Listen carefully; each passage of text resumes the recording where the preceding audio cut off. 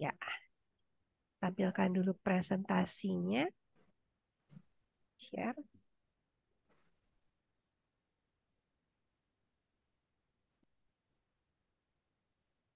Oke, slide presentasinya terlihat, teman-teman? Terlihat, Bu. Oke. Ya, selamat malam semuanya.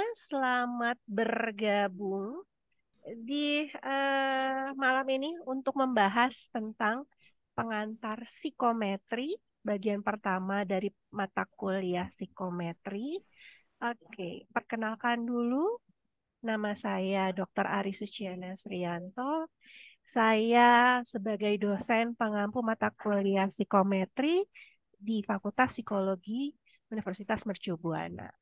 Oke, sebagai CV singkat perkenalan, walaupun kayaknya sebagian besar atau semuanya sudah kenal sama saya, tapi ini mungkin ada beberapa yang belum tahu latar belakang saya.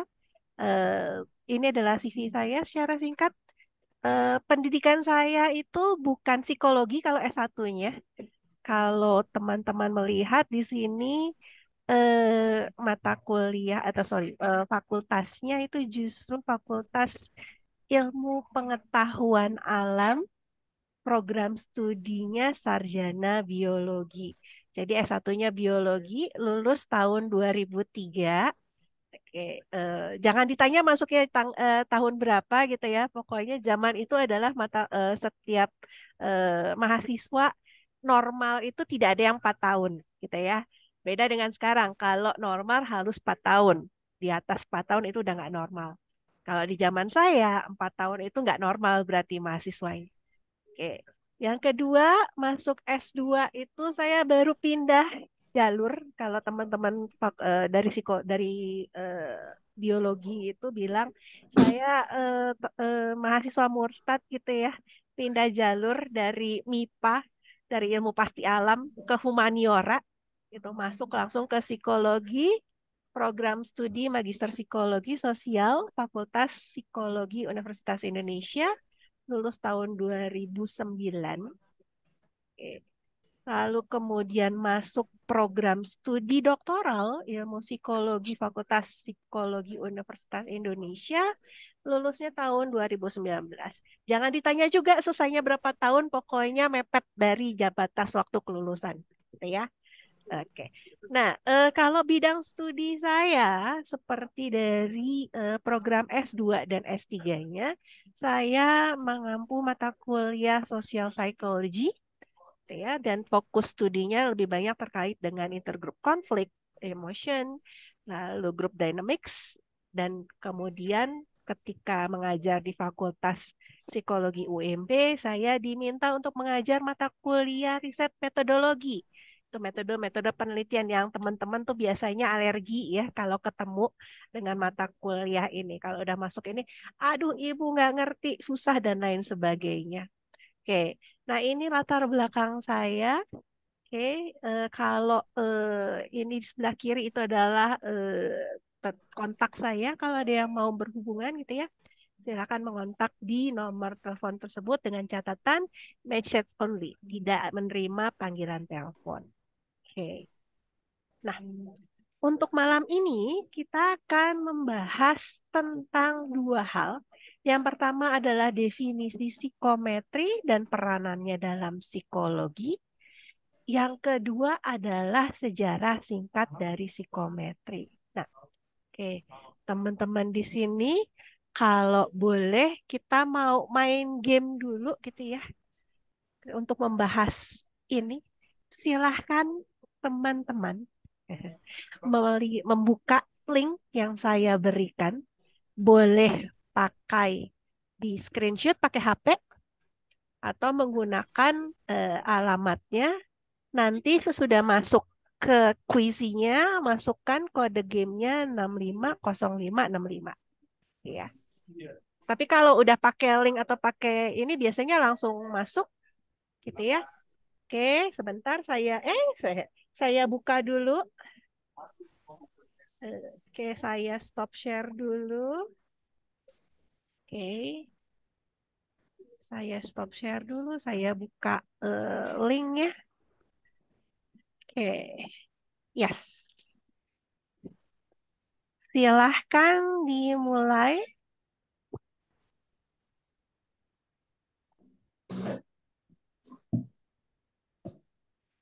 Oke, ya, kita lihat. Oke, oke, masih dipimpin oleh Revika dan Putri Alia. Oke,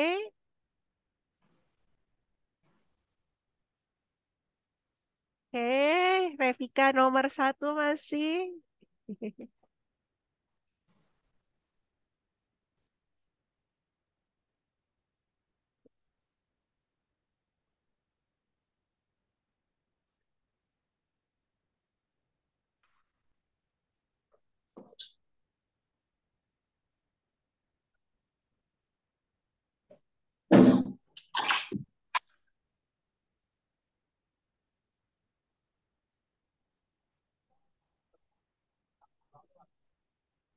Oke,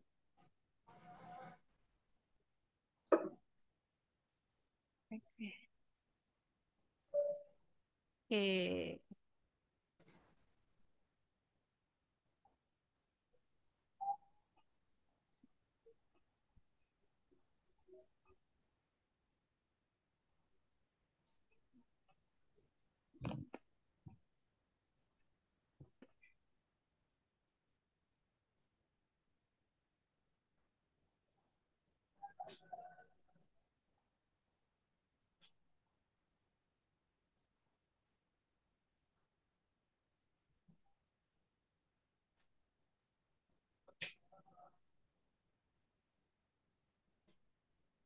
Oke, buat teman-teman yang tertinggal, ada di kolom chat kalau mau mengikuti kuisnya, silakan.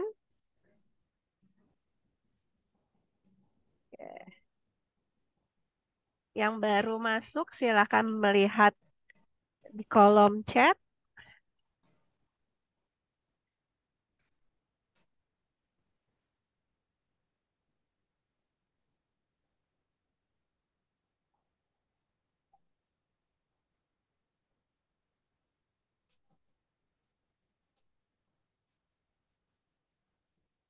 Oke,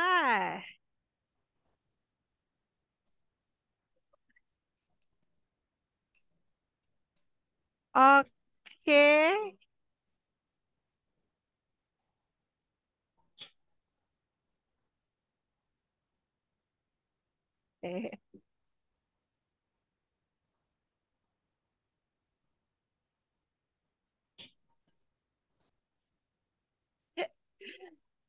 Oke, teman-teman,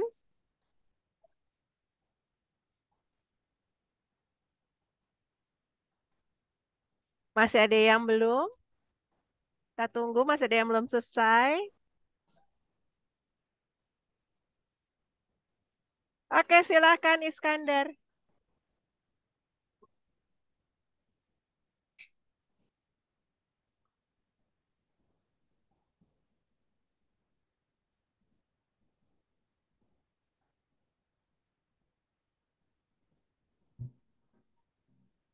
Yes, masih tunggu, kita tunggu.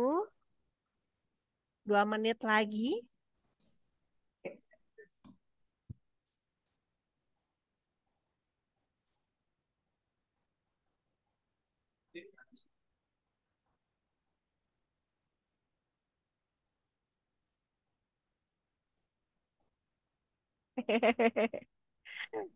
Oke, yes.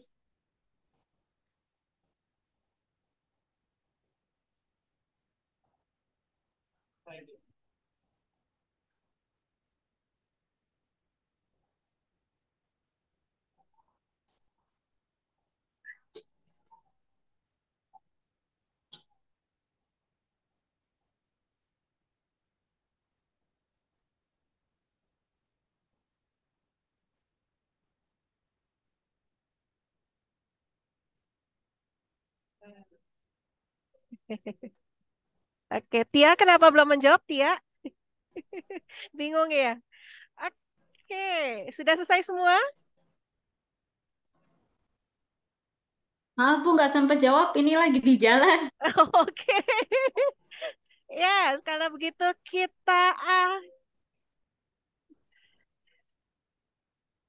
oke, kalau begitu kita lihat hasilnya teman-teman.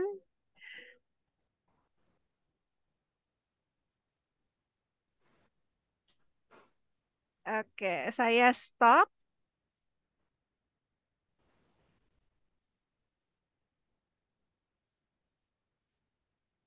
Oke. Yes. Oke, hasilnya. Oke. Oke, selamat untuk yang pertama adalah Karen. Nomor dua Revika, nomor tiga Desi. Lalu teman-teman ini hasilnya. Oke. Ya, kira-kira jawabannya banyak yang salah nomor berapa ya? Nomor satu sama nomor lima paling banyaknya. Oke, kita bahas di dalam presentasi hari ini. Oke, ada yang mau disampaikan dulu rasanya gimana? Gimana kesannya, teman-teman? Bingung nggak dengan pertanyaannya? Deg-degan. Oke, pertanyaannya mudah, sedang, atau sulit, teman-teman?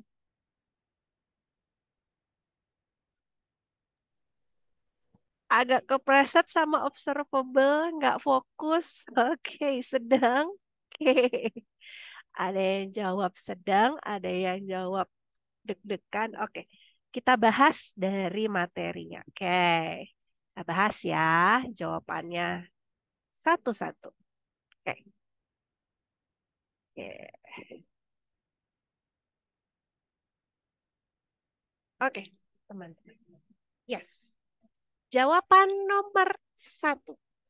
Karakteristik variabel dalam pengukuran psikologi sebagian besar adalah unobservable. Kalau unobservable itu artinya berarti tidak bisa diamati secara langsung tanpa menggunakan indikator. Nanti kita bahas ya. Oke, alat ukur psikologi bersifat dipengaruhi oleh budaya. Ini hampir semuanya benar. Tadi saya lihat hanya beberapa yang salah. Hasil pengukuran psikologi bersifat berubah-ubah atau fluktuatif. Nanti kita bahas ya, kenapa itu fluktuatif, tidak menetap atau tidak berubah. Oke, alat ukur psikologi yang dibuat boleh langsung dipergunakan tanpa dilakukan pengujian terlebih dahulu. Ini jawabannya salah. Nanti kita bahas kenapa salah, kenapa harus diuji dulu. Oke. Yang terakhir, nah ini yang paling banyak salah sepertinya, ya. Jawabannya adalah alat agar dapat diukur variabel harus memiliki definisi operasional. Definisi operasional variabel terdiri dari definisi konseptual atau teori variabel, dimensi atau komponen variabel, yang ketiga adalah indikator. Oke, teman-teman yang kira-kira jawabannya benar semua boleh raise hand. Yang merasa jawaban benar semua. Ada berapa orang? Karen, oke. Rafika, lalu oke Desi. Oke. Banyak yang masih salah ya. Oke, namanya juga baru pengenalan. Oke, kita masuk dengan pembahasannya. Oke, lanjut. Definisi dari psikometri. Boleh diturunkan kembali tangannya. Oke. Kalau kita berbicara soal psikometri, oke, psikometri yang terngiang atau yang teringat adalah dua kata, psyche dan matrix. psych itu berarti mengacu kepada mind, soul, sementara matrix itu mengacu kepada pengukuran. Nah, berarti kalau kita berbicara soal psikometri, berarti itu adalah konsep-konsep pengukuran yang mengukur mind, soul, atau kalau kita pakai definisi psikologi, berarti adalah proses mental. Oke. Nah, otomatis kalau kita berbicara soal psikometri, gitu ya. Apa sih alasan kita menggunakan atau mempelajari psikometri secara khusus? Teman-teman ada yang mau share, boleh? Kenapa kira-kira orang psikologi harus belajar psikometri? Izin share. Yes, Iskandar, silakan. Kalau nggak salah dari sejarahnya itu kan dulu psikologi itu termasuk dalam bagian dari filsafat ataupun pecahan dari kedokteran.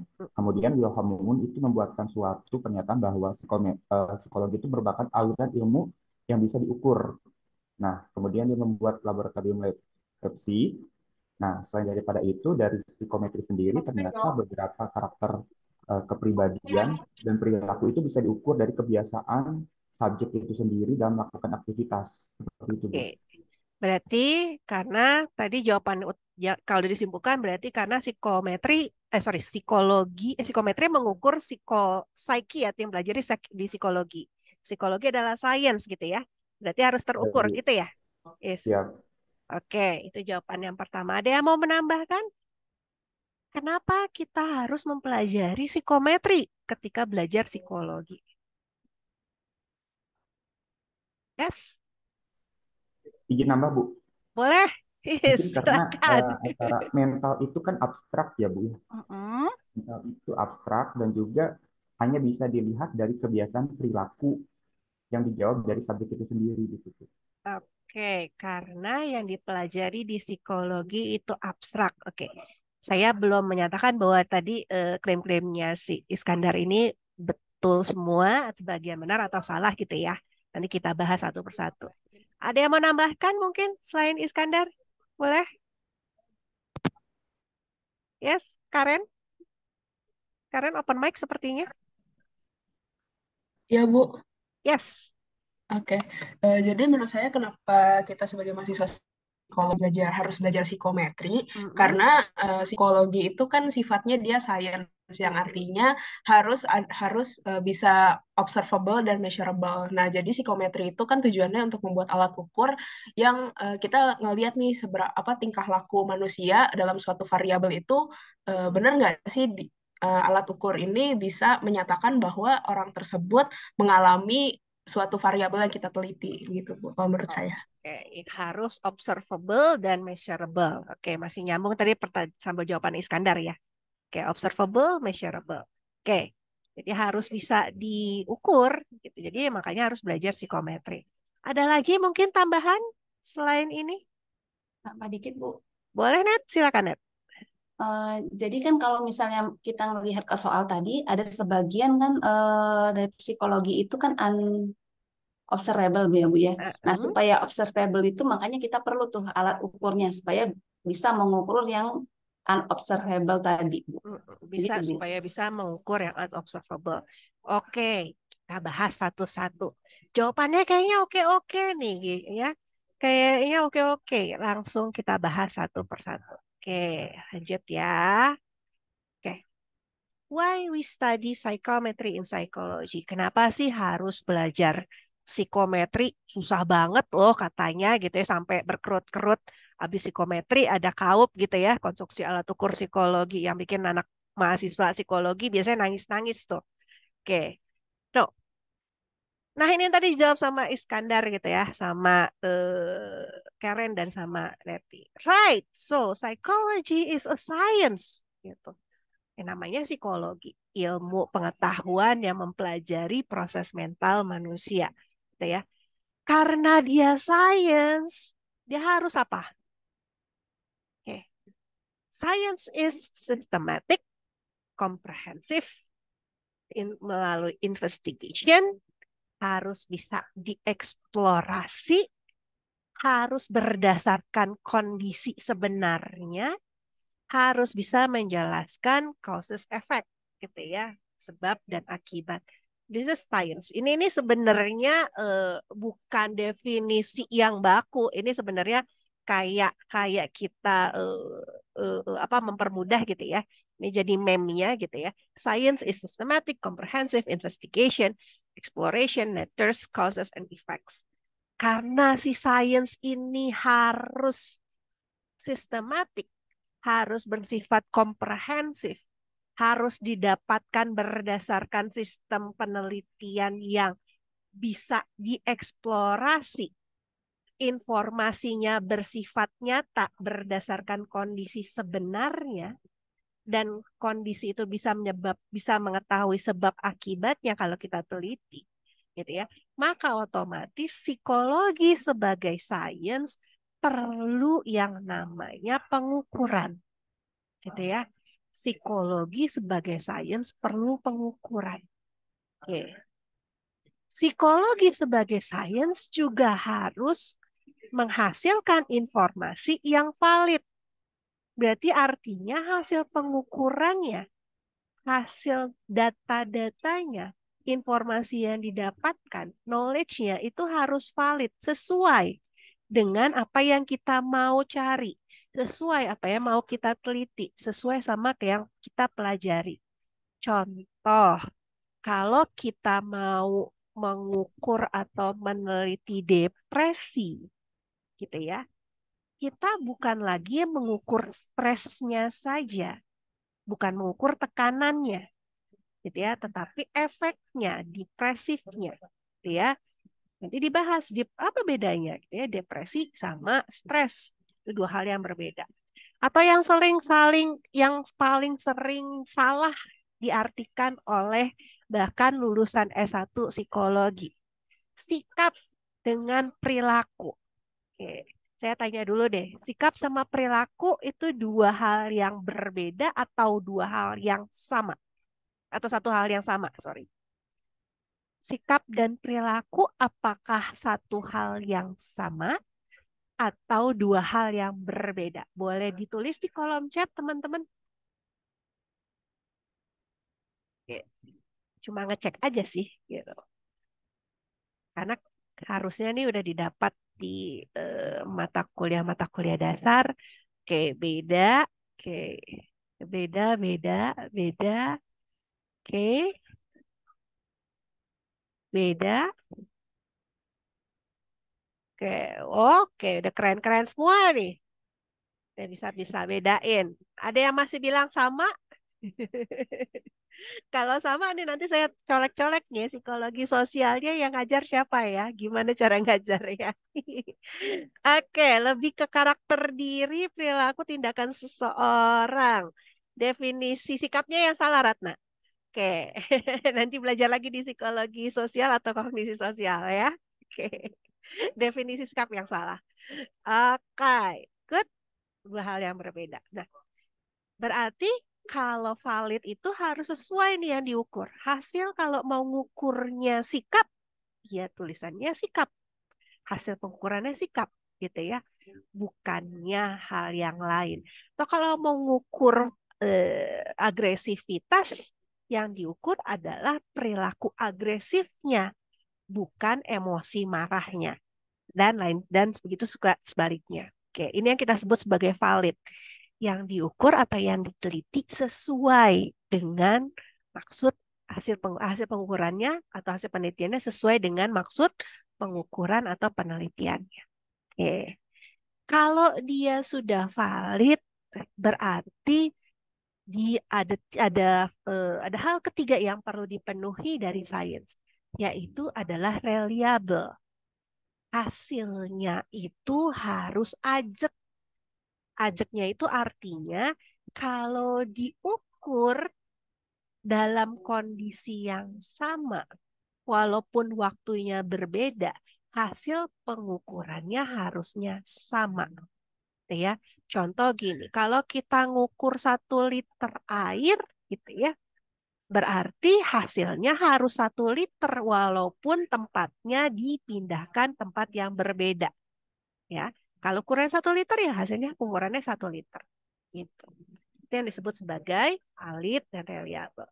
Nanti akan dibahas mungkin dalam lebih lanjut kalau kita membahas tentang validitas dan reliabilitas secara lebih spesifik. Oke, kita lanjut ya teman-teman. Oke, oke, oke. Nah, yang kedua, karena tadi psikologi adalah sains, sains mewajibkan bahwa informasinya itu harus terukur, harus valid dan reliable. Maka otomatis kita harus memiliki objek yang menjadi target pengukuran yang kita sebut sebagai variabel. Oke. Nah, variabel adalah atribut yang menunjukkan kondisi seseorang atau objek tersebut. Gitu ya. Kenapa disebut variabel? Variabel itu berasal dari 2 kata, variable.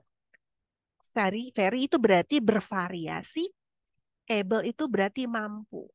Berarti sesuatu yang disebut sebagai variabel harus menunjukkan bahwa hasilnya itu menunjukkan perbedaan atau variasi pengukuran pada orang yang berbeda atau objek yang berbeda. Contoh gini, tinggi badan adalah variabel. Karena variabel, tinggi badan ketika diukur akan menunjukkan perbedaan. Ya, oke.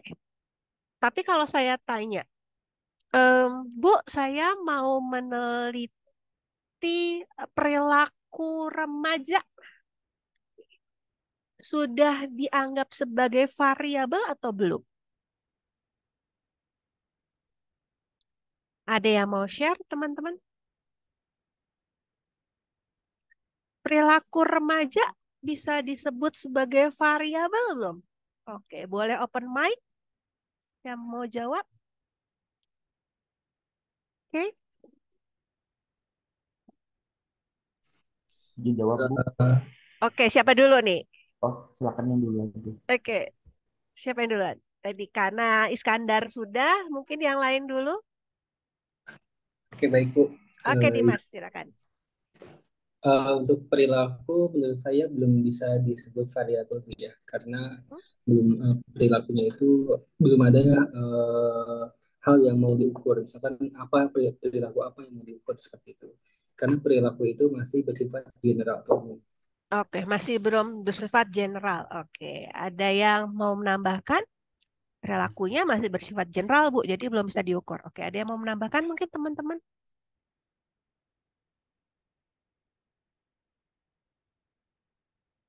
Mau nambahkan mungkin?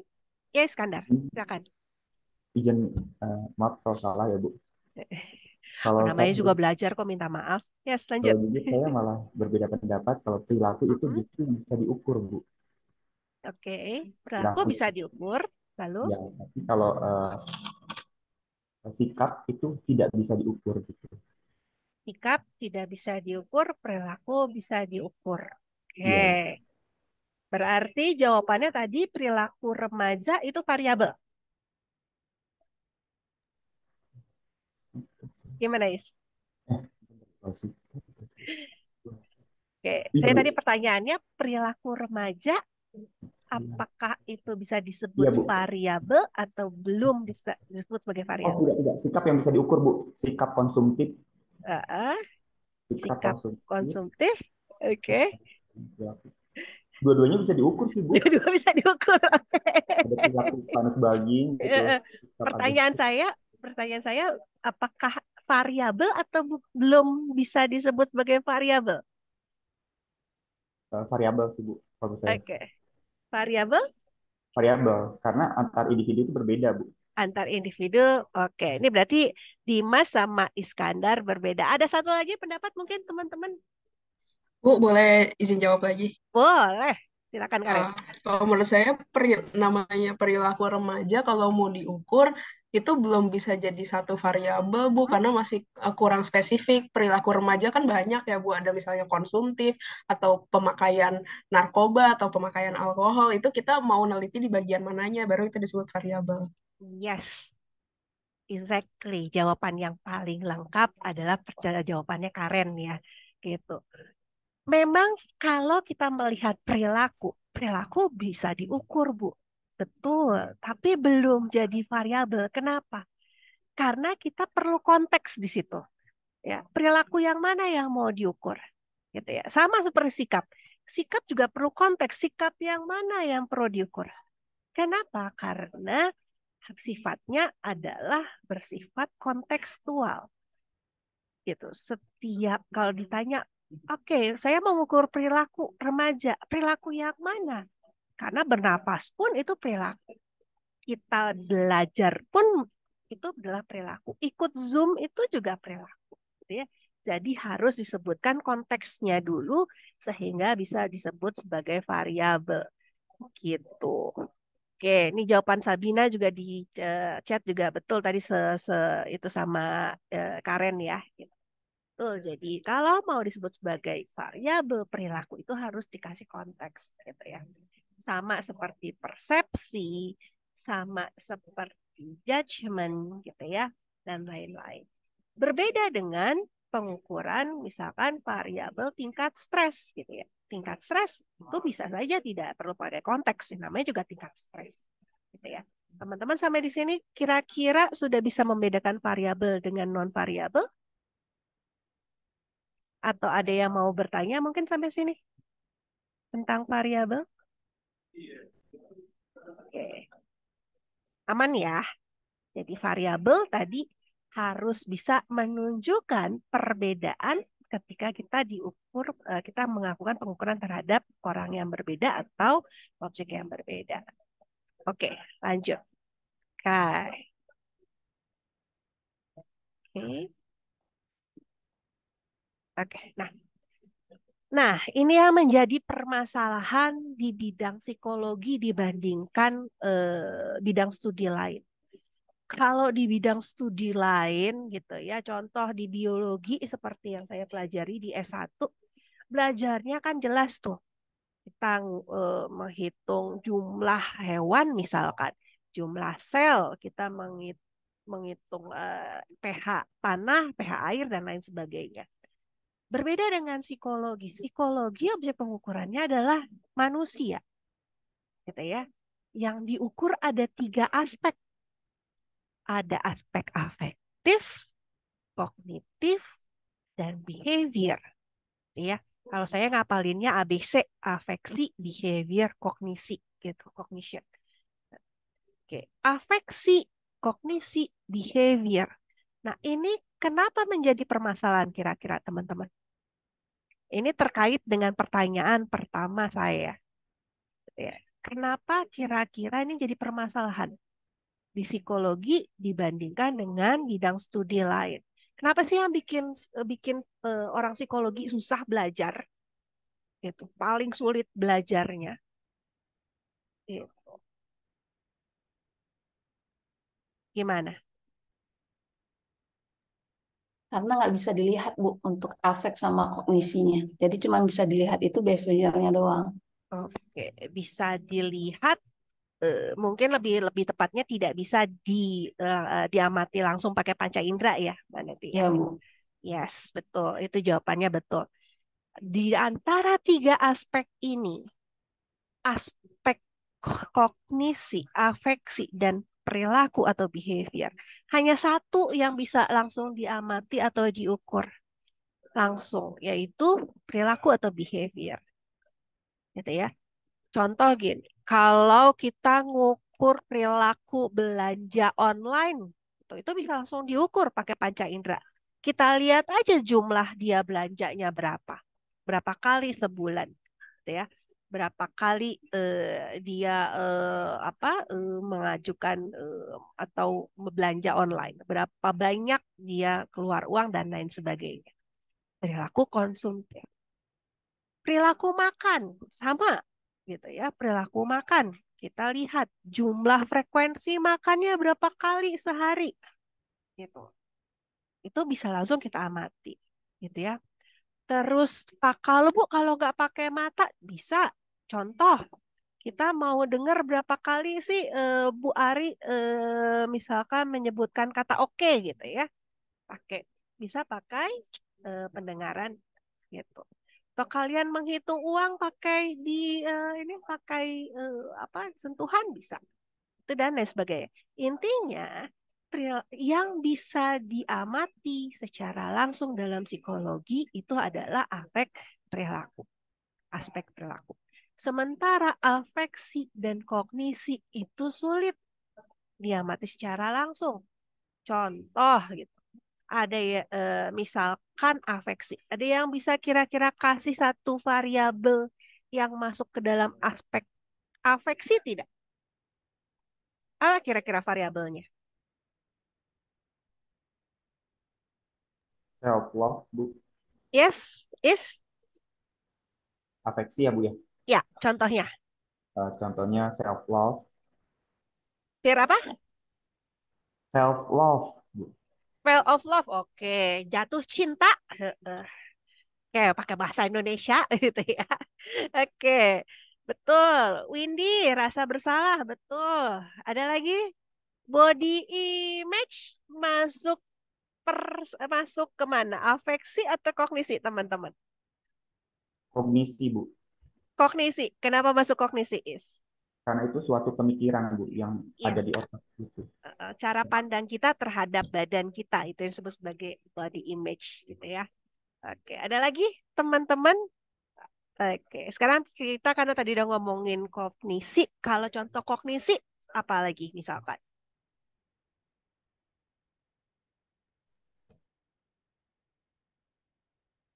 Oke, self Image.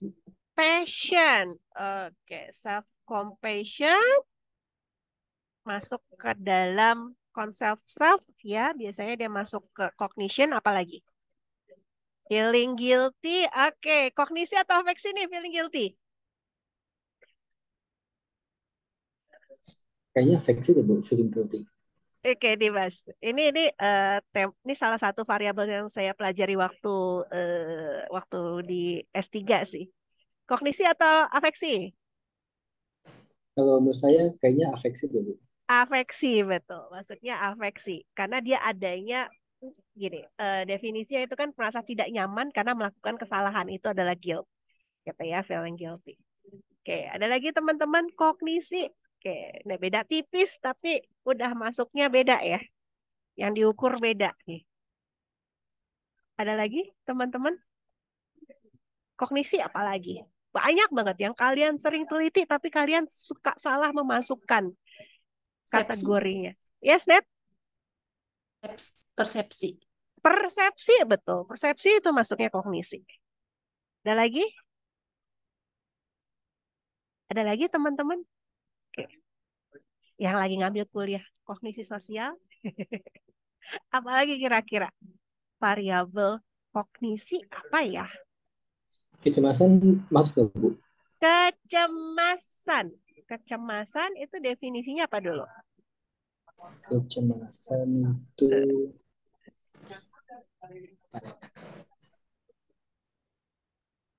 Oke. Anxiety.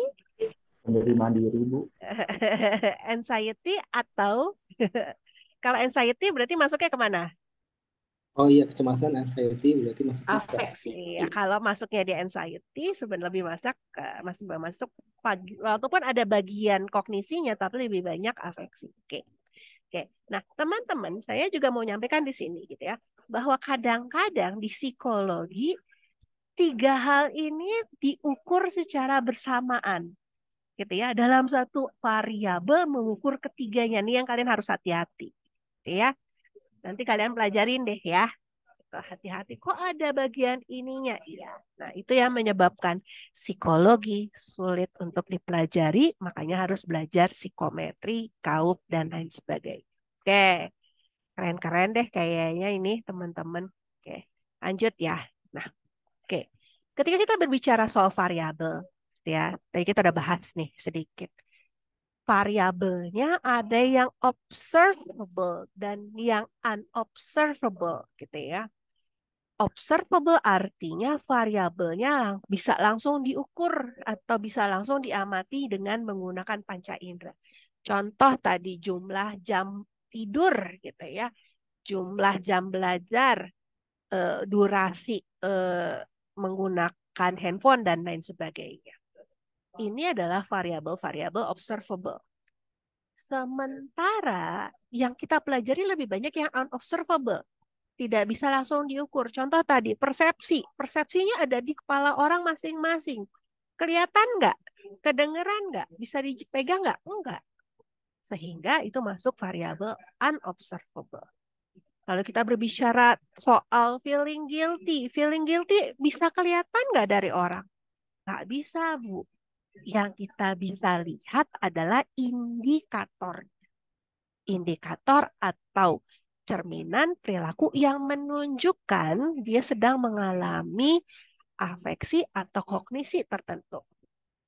Contoh tadi, kalau orang merasa bersalah, ciri-cirinya apa sih? Indikatornya apa sih? Misalkan, teman-teman,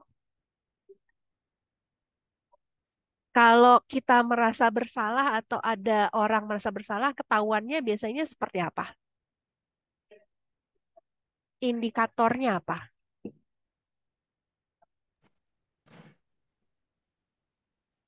Indikatornya mungkin seperti merasa gugup. Uh-uh. Udah indikator belum tuh kalau merasa gugup? Oh, belum belum Bu. Indikator Belum. itu lebih seperti kayak eh, bergetar tangannya seperti itu. Terus Mm-mm. hmm, Panik, takut, panik mulu. gelisah, itu juga belum indikator tuh Ratna. Oke, indikator itu berarti harus terukur ya, harus bisa diamati dengan panca indera. Paling gampang gini, orang Saya yang merasa bersalah ketahuannya biasanya dari mana? merasa punya beban tanggung jawab lebih Oke, belum sesuatu. jadi indikator juga. Orang merasa bersalah biasanya melakukan apa? Minta maaf. Yes, berarti ketika seseorang melakukan minta maaf, itu menunjukkan bahwa dia merasa bersalah. Itu indikator dari perasaan bersalah. Oke, saya ganti deh. Orang yang punya self compassion tinggi, indikatornya seperti apa?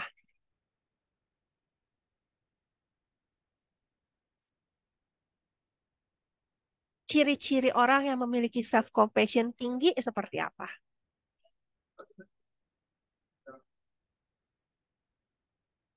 Keberatan ya kalau self compassion. Kalau gitu yang gampang deh. Ciri-ciri orang bahagia seperti apa? Tertawa, gembira. Tersenyum. Senyum gitu ya. Terus apa lagi? Senyum atau tertawa tadi Iskandar bilang ya. Apalagi ciri-cirinya? Energi. Energik, lebih terukurnya gimana, Dim? eh, ya, Aktif ya? aktif ya betul. Iya. Terus apa lagi? Bersemangat, Bu. Bersemangat sudah bisa diukur belum? Is. Terus semangat itu ada masuk ke aktif nggak? Iya, lebih kalau mau diukur berarti aktif ya, aktivitas memiliki melakukan aktivitas yang baik, yang lebih tinggi gitu ya. Nah, itu yang kita sebut sebagai indikator. Itu. Paling gampang adalah kalau emosi itu ditunjukkan oleh biasanya facial ya, gitu dari raut muka gitu. Makanya ada enam indikator untuk emosi dasar gitu ya, dari bahagia, sedih, marah itu ada di indikatornya ada di eh, emosi yang ditunjuk apa sorry dia ekspresi yang ditunjukkan di wajah gitu. Oke, nanti bisa dicek gitu ya teman-teman. Oke, oke, kita bahas lanjut gitu ya. Nah, karena banyak yang unobservable, sehingga ketika kita mau mengukur suatu variabel, kita harus mengetahui dulu yang disebut sebagai definisi operasional variabel. Apa itu definisi operasional variabel? Definisi operasional itu adalah atribut gitu ya yang digunakan untuk mengukur dari variabel itu sendiri.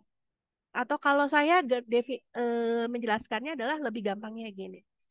Definisi operasional variabel adalah penjelasan dari apa yang dimaksud dengan variabel itu sendiri beserta cara mengukur variabel tersebut. Makanya tadi yang disebut indikator itu adalah bagian dari definisi operasional, gitu ya.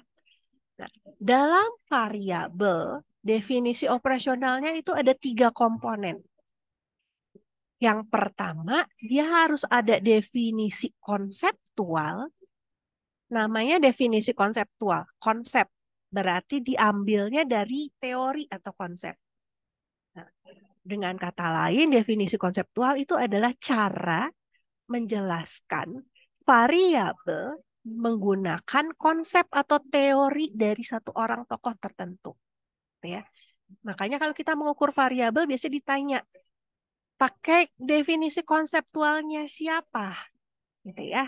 Karena kita tidak bisa membuat definisi konsep sendiri. Gitu. Harus ada landasannya. Dari definisi konseptual, itu kita akan menemukan yang namanya dimensi atau komponen variabel. Komponen pembentuk variabel. Ya. Itu. Ini yang disebut sebagai dimensi.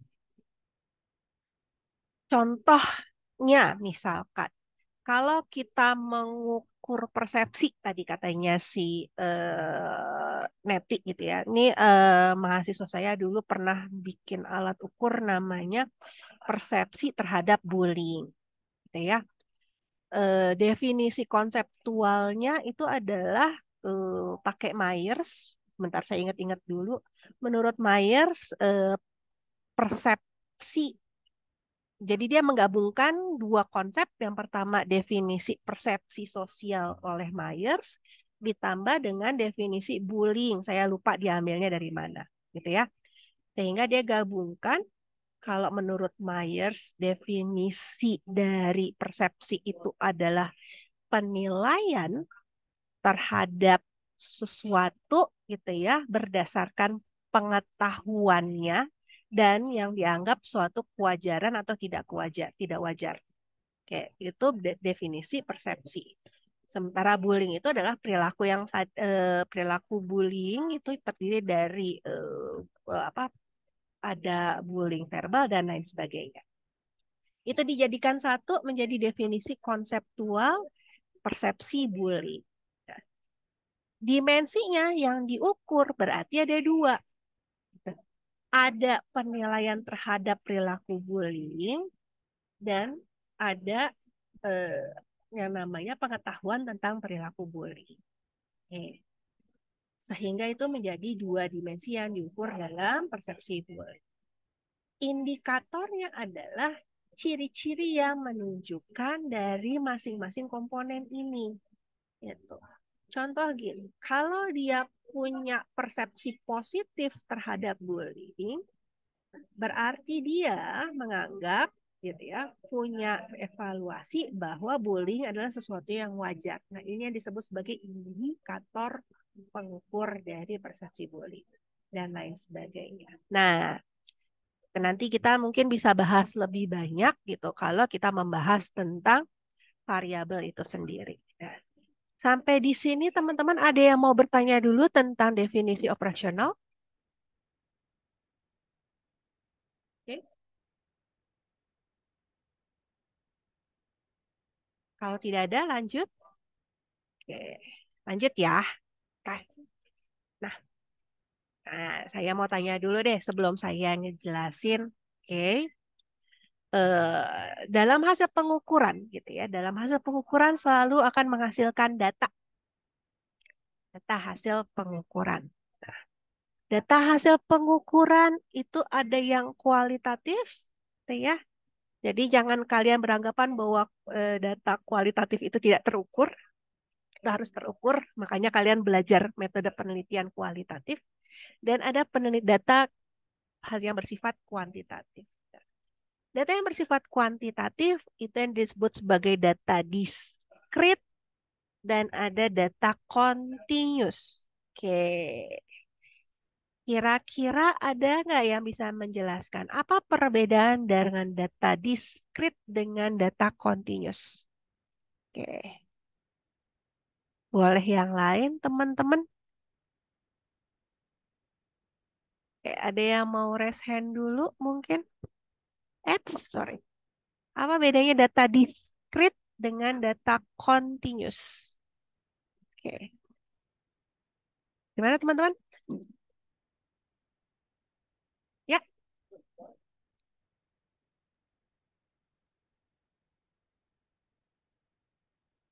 saya tunjuk boleh?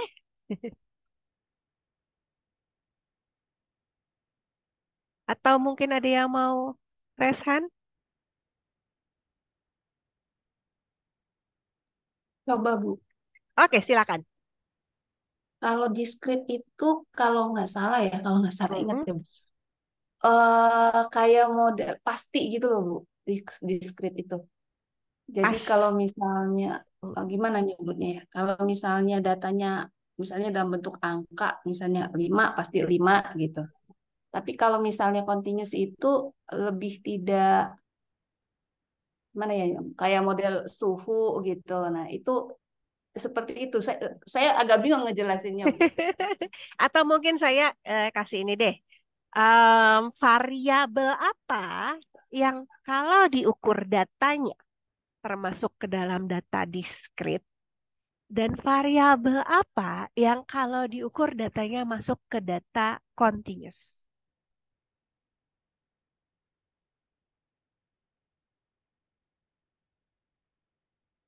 Diskrit, continuous. Saya kasih bocoran deh. Lihat dari katanya. Diskrit itu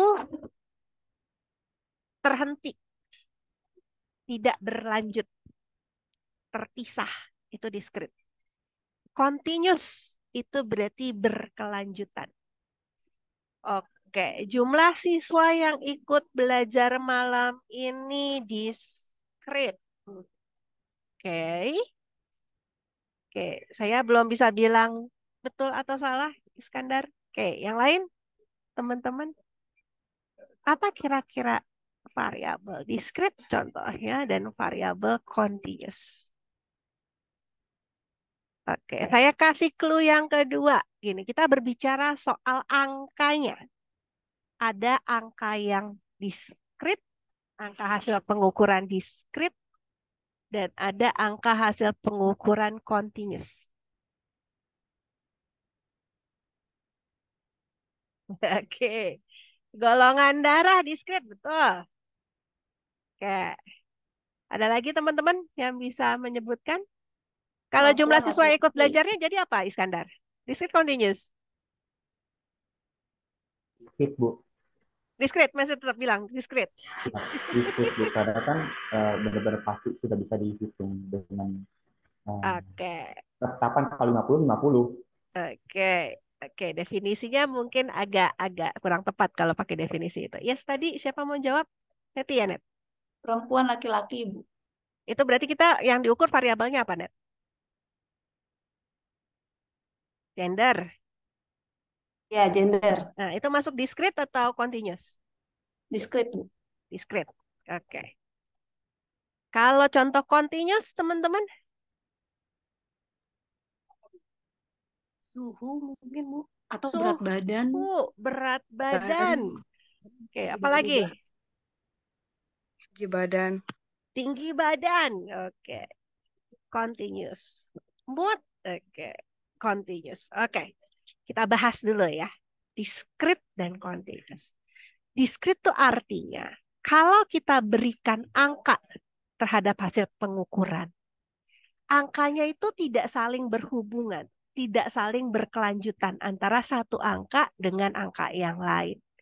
Contoh gini, Bu, kalau saya mau kasih nilai gender, itu hasil pengukurannya perempuan pakai angka 1, lalu laki-laki itu angka 2. itu berarti datanya berhubungan nggak antara angka 1 dengan 2 untuk gender? Berkelanjutan nggak? Tidak, Bu. Tidak. Nah, sehingga hasil pengukuran gender itu termasuk ke dalam data diskrit. Kenapa? Karena angkanya nggak saling berhubungan, tidak saling berkelanjutan. Gitu ya. Beda dengan tadi berat badan, tinggi badan. Berat badan, Bu.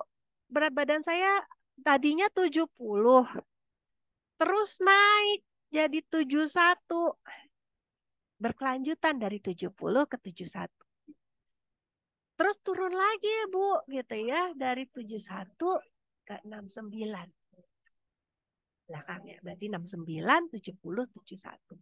Angkanya saling berhubungan. Angkanya saling berkelanjutan. Dari 60, 9, 70 ke 71. Ini yang disebut sebagai data continuous. Gitu ya. Kalau angkanya tidak saling berkelanjutan, tidak saling berhubungan, itu yang kita sebut sebagai hasil pengukuran dengan data diskrit. Gitu. Sampai sini ada yang mau tanya dulu soal diskrit dengan continuous sebelum kita masuk skala pengukuran, skala data? Oke, paham ya? Hai. Lanjut kalau gitu. Oke. Nah, di dalam pengukuran tadi gitu ya. Karena ada diskrit dengan ada continuous, hasilnya ada yang kita sebut sebagai skala data. Ya. Ada skala data nominal, ordinal, interval, rasio. Ini sudah ada di statistika harusnya, ya. Nominal ini termasuk ke data diskrit. Oke. Kira-kira ada yang bisa ngejelasin nggak kenapa nominal masuk data diskrit?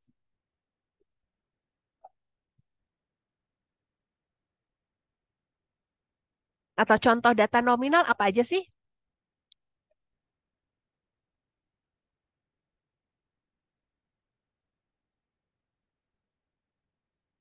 Apa saja contoh data nominal?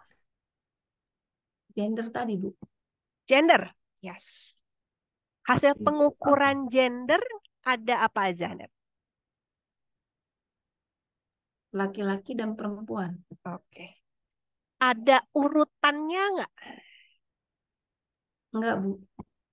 Dia cuma kategori. Sehingga dia sebut sebagai data nominal. Label data. Gitu ya, skala nominal. Hanya nominal aja, cuma kategorinya aja. Itu di datanya. Ya. Berbeda dengan ordinal. Oke, ordinal data apa teman-teman? Ordinal data apa? Continue, Bu. Oke, dia termasuk atau dengan kata lain data apa? Kalau kita sebut data ordinal biasanya apa?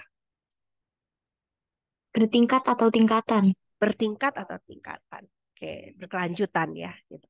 Walaupun nanti kalau kalian baca buku psikometri atau statistika, nih ada beberapa ahli bilang ordinal itu belum sepenuhnya dia masuk data kontinu gitu, karena dia cuma ada tingkatannya, tidak ada besarannya, gitu ya. Makanya disebut ranking order, gitu, data ranking saja. Contoh gitu, peringkat 1, 2, 3 gitu ya, kalau kalian dapat raport gitu ya.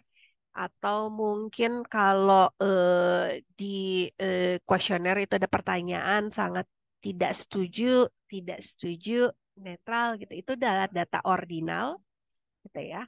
Atau contoh lain gitu, kalian kalau bikin tingkatan rendah, sedang, tinggi, nah itu adalah data ordinal gitu ya. Oke. Nah, yang berbeda adalah kalau di dalam data ordinal sudah ada besaran, belum ada besarannya.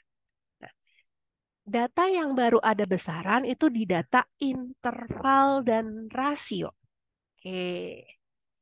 Apa itu data interval dan apa itu data rasio? Bedanya di mana sih data interval sama rasio? Oke. Persamaannya dulu deh. Persamaannya apa? Data, interval, dan rasio.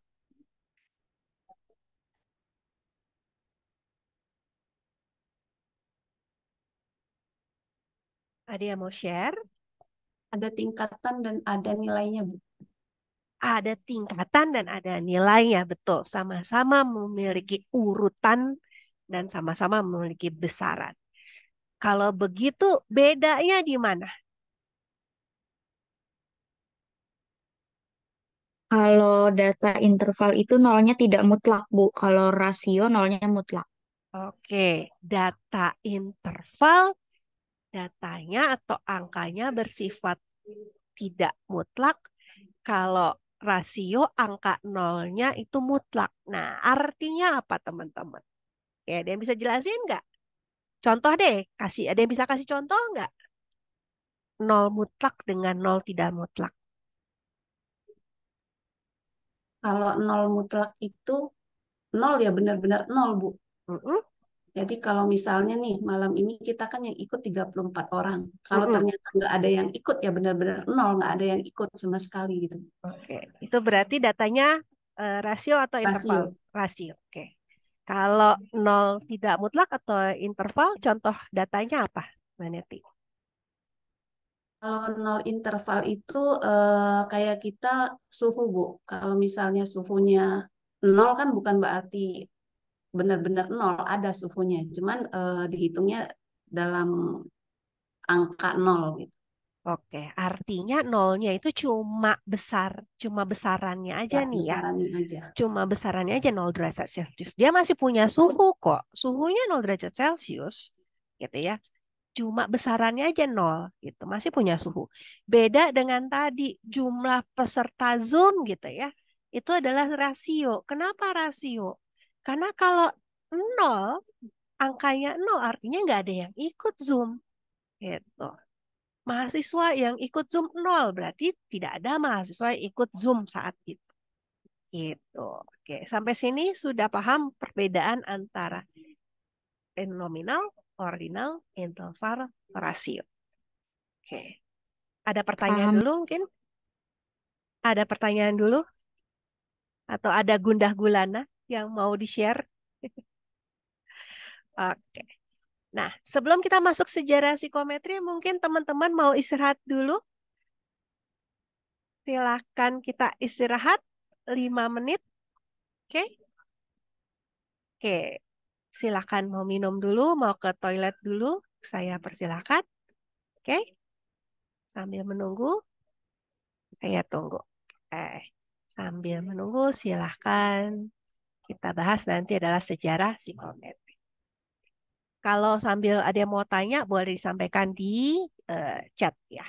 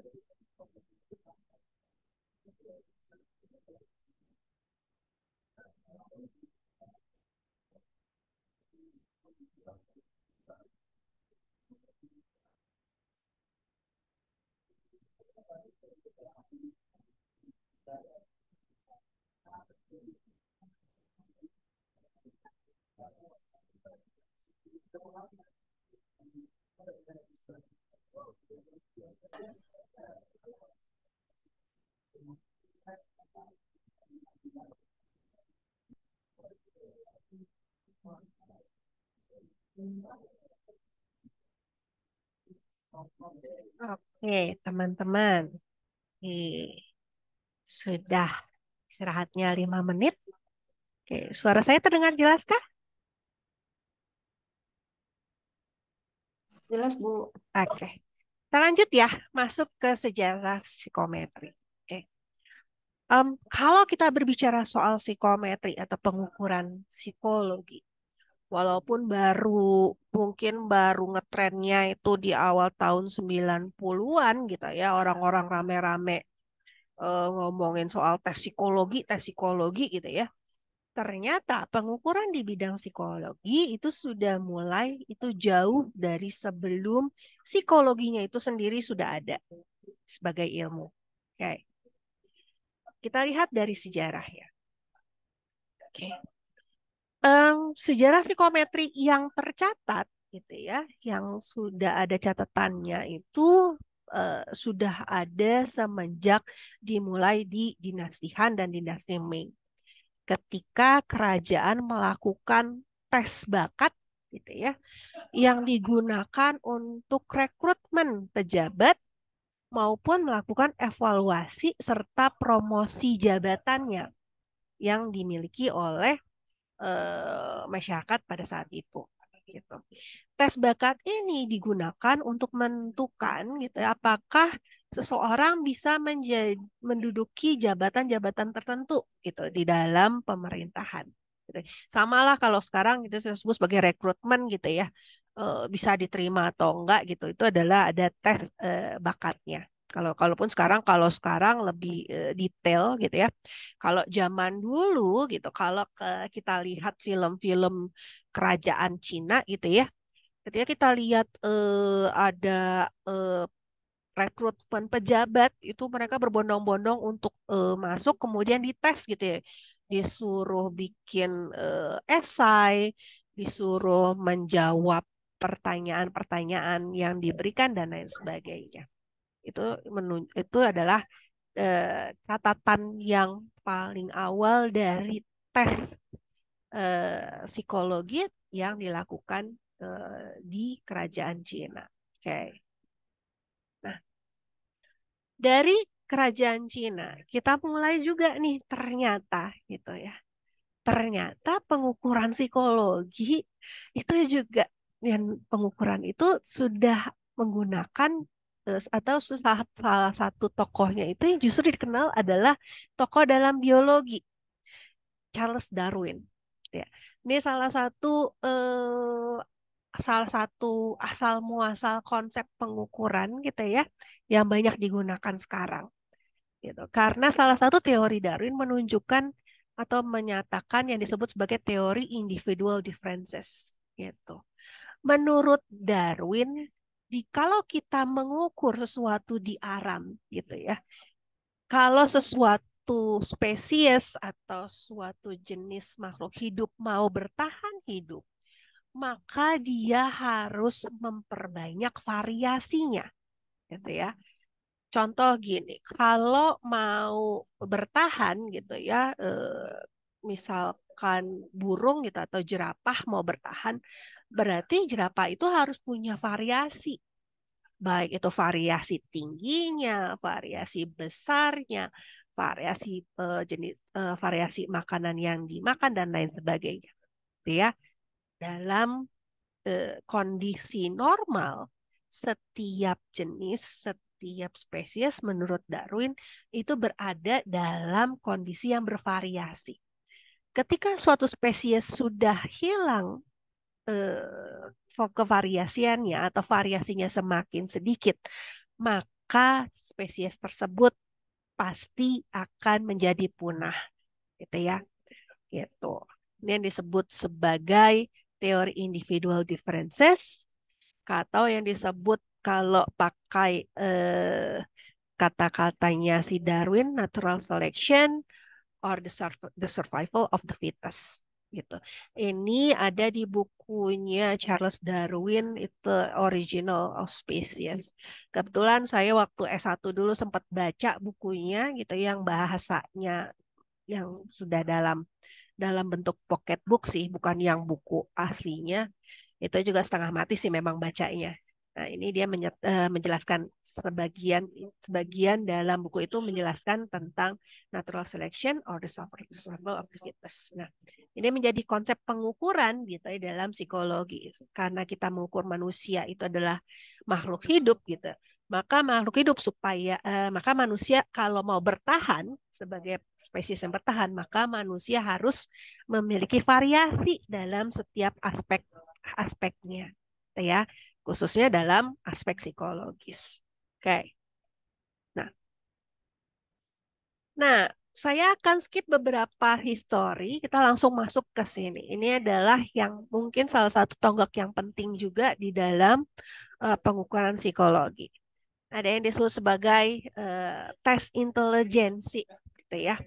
Mulai dikenal yang namanya tes intelijensi, gitu ya. Ini salah satu tes intelijensi awal yang dibuat oleh Simon Binet dan Gerard Simon, gitu ya. Yang disebut sebagai Binet and Simon Intelligence Test, gitu. Salah satu item pertanyaannya adalah tunjukkan gambar mana yang menurut Anda itu adalah wanita yang paling cantik. Oke.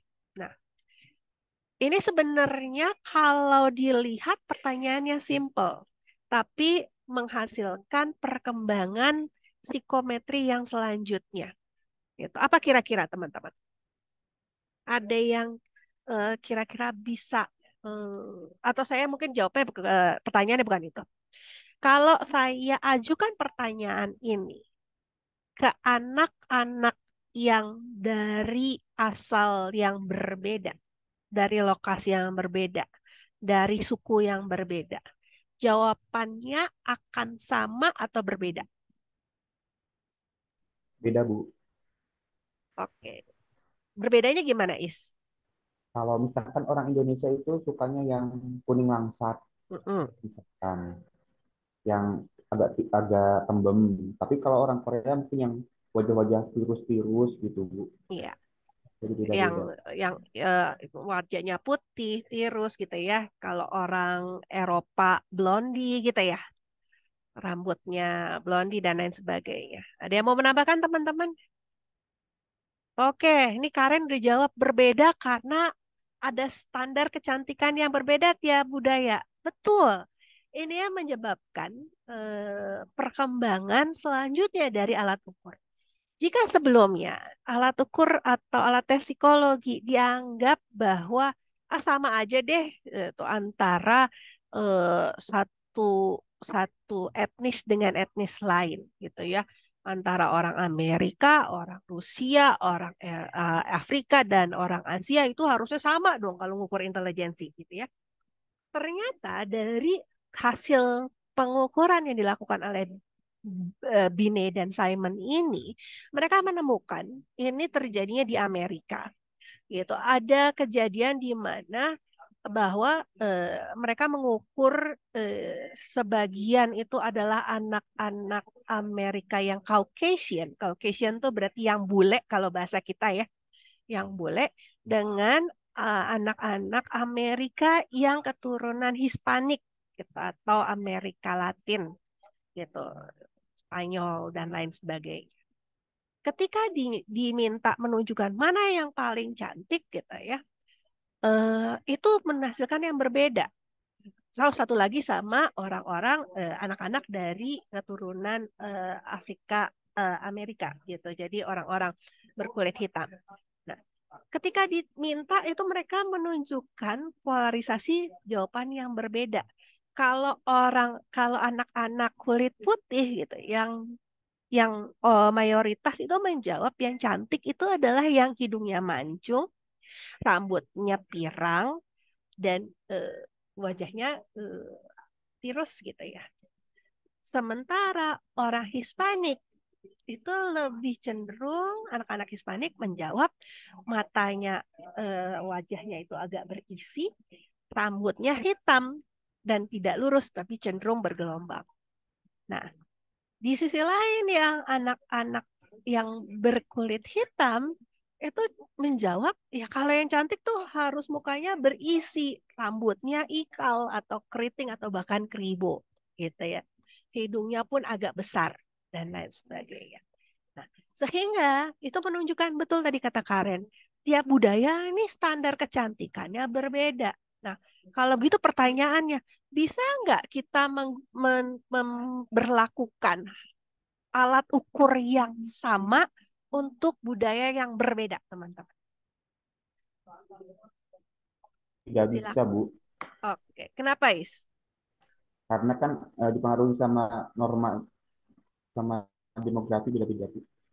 Betul, karena tadi standarnya berbeda, maka di dalam perkembangan psikometri itu harus ada satu konsep yang ditambahkan bahwa dalam tiap pengukuran harus dibuat berdasarkan budaya dari target yang akan diukur. Nah, ini yang satu hal yang dikemukakan oleh Henry Goddard gitu ya. Dia menyatakan bahwa karena budaya mempengaruhi hasil pengukuran psikologis gitu ya, sehingga alat tes itu hanya cocok untuk budaya tertentu, nggak bisa digunakan untuk budaya lain. Nah, dengan kata lain, ketika kita mau melakukan pengukuran, contoh kita melakukan pengukuran intelijensi, si alat ukur intelijensinya ini harus disesuaikan dengan budaya target yang akan diukur. Ini kita mulai yang namanya adaptasi dan modifikasi dalam psikometri gitu ya. Jadi mulai dikenal yang namanya ada adaptasi dan ada yang namanya modifikasi gitu. Harus dibuat culture specific test gitu dengan cara tadi alat ukurnya disesuaikan dengan budayanya. Bagian mana yang disesuaikan? Lebih tepatnya mungkin tadi normanya gitu, standarnya yang harus disesuaikan berdasarkan budaya tersebut. Gitu. Oke, lanjut ya. Perkembangan budaya. Apa aja sih yang mengakibatkan tadi perbedaan dari alat ukurnya? Ada beberapa isu budaya yang mempengaruhi pengukuran, gitu ya. Yang saya rangkum itu ada 3. Yang pertama adalah komunikasi verbal, jadi bahasanya. Itu bahasa yang dipergunakan atau dialek gitu ya. Kalau bahasa mungkin lebih luas, kalau dialek itu lebih spesifik. Sebagai contoh gini, bahasa verbal untuk orang Jakarta yang menggunakan bahasa Indonesia gitu ya, sama-sama bahasa Indonesia.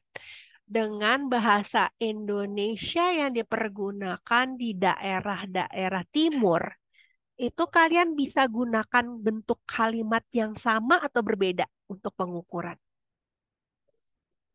Harus beda, Bu. Oke, kenapa Sabina? Apa harus beda? Kan sama-sama pakai bahasa Indonesia. Kenapa Orang di sebaiknya? Jawa kadang Mm-mm. ya Yes. karena dia keseharian menggunakan bahasa Jawa, jadi masih ada orang Jawa yang kurang mengerti atau paham bahasa Indonesia. Contohnya di Jawa ya, apalagi kalau ke timur ya.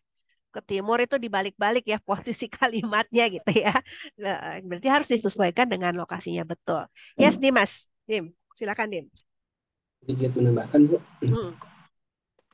saya setuju dengan jawaban tadi dan menambahkan lagi seperti di beberapa budaya dan beberapa daerah mungkin satu bahasa bisa berbeda arti.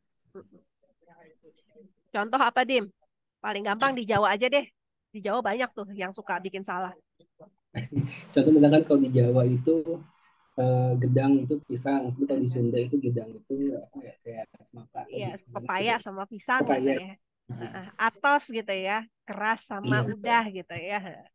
Ya. Jadi betul pemilihan komunikasi kata-kata dalam komunikasi verbal itu juga harus diperhatikan ketika kita melakukan pengukuran. Jangan sampai gitu ya, maksudnya A yang diartikan itu B karena berdasarkan budaya artinya berbeda. Oke. Contoh lain misalkan begini, perbedaan antara status mungkin. Ah, misalkan gini, kalau kita mau bikin penelitian, alat ukur mahasiswa gitu ya, bisa nggak dipergunakan langsung ke emak-emak, ke ibu-ibu komplek? Ukurnya misalkan sama nih, sama urusannya gitu, mau ngukur misalkan tentang persepsi bullying misalkan. Kalimatnya sama atau berbeda antara anak mahasiswa dengan emak-emak di komplek. Atau di kampung deh, jangan di komplek, di kampung. Sama atau berbeda? Beda, Bu. Gimana Is bedanya Is? Karena mungkin dipengaruhi oleh tingkat pendidikan juga, jadi harus disesuaikan. Yes, jadi bisa dipengaruhi status, tingkat pendidikan. Usia berpengaruh nggak? Apa Bu izin? Usia, usia, usia berpengaruh nggak? Pengaruh Bu. Oke, contohnya alat ukur apa yang dipengaruhi oleh usia? Variabel apa yang biasanya diukur dipengaruhi oleh usia? Ini mungkin Bu, DAS, Das itu apa tuh das? depresi, anxiety, stres Bu. Depresi, anxiety, stres, itu kalau nggak salah cuma buat adult ya, nggak bisa Ya. dipakai buat ini. Apa yang rentangnya lebih lebih luas sama variabelnya, tapi alat ukurnya harus disesuaikan karena pengaruh apa? Pengaruh usia. Teman-teman, WLB Bu, work life WLB balance scale. apa? Work Apa life is? balance scale. Atau quality work of life Bu. Itu udah adult semua itu, nggak ada buat Ya. anak kecil. Tadi mahasiswa Bu. Nggak bisa, tetap aja itu hitungannya adult, tidak bisa digunakan Wrestler untuk kali Bu. apa tuh Wessler? Ngukur apa Wessler? Ukur kecerdasan kan, tapi dia dibagi ada Yes, yang untuk anak, ada yang untuk yang dewasa. yes, intelijensi, betul. Alat ukur intelijensi anak harus berbeda dengan alat ukur mengukur intelijensi remaja, harus dibedakan untuk mengukur dewasa, gitu ya. Pertanyaannya nggak bisa sama gitu, karena mengukur tingkat kecerdasannya berbeda. Oke, nah yang kedua komunikasi nonverbal atau perilaku. Ini biasanya sebagai ini bocoran biasanya yang paling terpengaruh dengan faktor ini adalah kalau kita mengukur emosi, gitu ya. Komunikasi nonverbal dan perilaku gitu ya.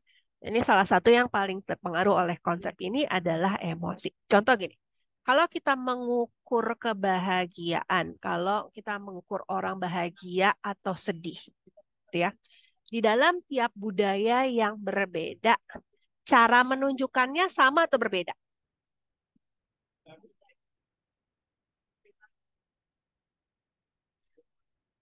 orang yang dari budaya yang berbeda menunjukkan emosi bahagianya sama atau ada perbedaannya? Ada perbedaan, Bu. Contohnya gimana, Dim? Contohnya misalkan perbedaannya itu misalkan kayak misalkan di Mm-mm. Jawa itu eh, jika ada orang meninggal, kita syukuran apa tahlilan, sedih dan lain-lain. Sedangkan misalkan di Batak itu ada tradisi seperti menari bersama Oke, kita almarhum gitu, potong kambing, potong kebo gitu misalkan. oke, contohnya masih kurang tepat sih. Contohnya kan itu kurang cepat.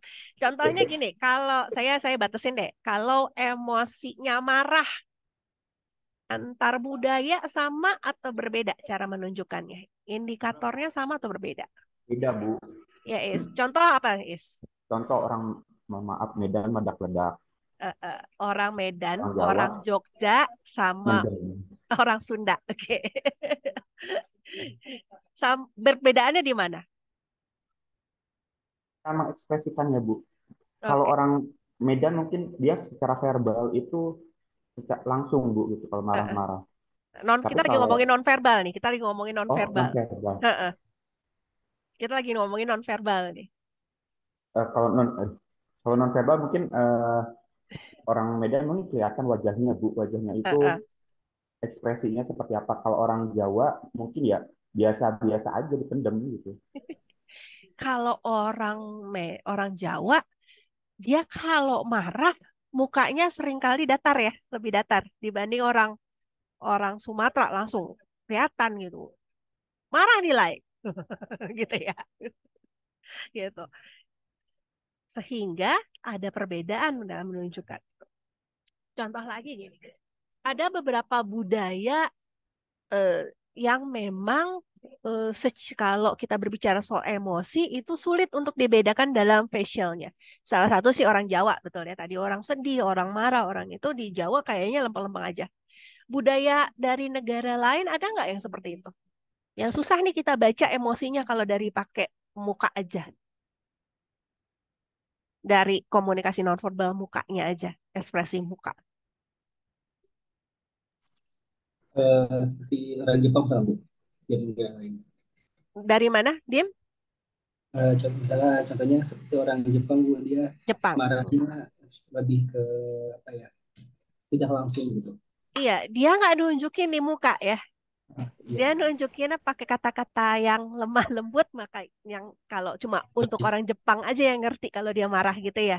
Dim. dan kadang Betul. mungkin dengan kiasan atau sarkas gitu, Bu. Yes, betul. Sehingga kadang-kadang kalau orang di luar Jepang tuh nggak ngerti kalau orang Jepang lagi marah gitu ya. Nah, sama orang Jogja gitu kalau lagi marah juga, oh lu, kamu marah gitu ya. Saya juga pernah kejadian gitu, oh kamu marah. Saya suruh nggak ngasih tahu gitu. Nah, itu contohnya komunikasi nonverbal yang berbeda menyebabkan kita sulit untuk mengukur dengan ukuran yang sama. Gitu. Nah, yang ketiga, perbedaan budaya menghasilkan standar pengukuran yang berbeda. Contoh misalkan gini, kalau kita berbicara soal marah diukur pakai intonasi suara, gitu ya. Intonasi suara sehari-hari orang orang kita sebut aja orang Batak gitu ya, orang Sumatera itu sudah akan dianggap kalau di Jawa gitu sudah dianggap marah gitu ya. Ada yang pernah ngalamin nggak teman-teman? Punya teman orang Sumatera, terus satu lagi orang Jawa. Terus ada miskomunikasi karena dianggap yang orang Sumatera sedang marah, ya sementara dianggap orang orang Jawa ini lagi nggak marah, padahal dia lagi marah. Pernah pernah pernah merasakan seperti itu nggak? Ada contoh lain nggak contohnya? Sering sih, Bu, Bu, kalau merasa seperti itu. Karena standarnya beda ya, Dim. Iya, betul. Nah, tiga hal ini yang menyebabkan ketika kita menggunakan alat ukur. Alat ukurnya itu harus dipastikan dulu sesuai nggak nih ya dengan target pengukurannya. Gitu ya. Makanya selalu ada yang namanya uji validasi. Dengan demikian, alat ukur bisa nggak langsung dipakai begitu aja tanpa diuji, teman-teman? Dari hasil diskusi kita, alat ukur Tidak, bisa nggak? Nggak bisa ya, Net? Kenapa, Net? Nggak bisa, Net? tidak Bu. Karena yang tiga variabel tadi Bu harus disesuaikan dengan budaya Mm-mm. yang sebagai objek yang akan diuji.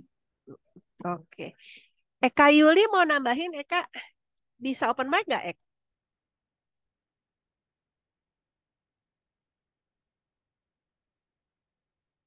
Oke.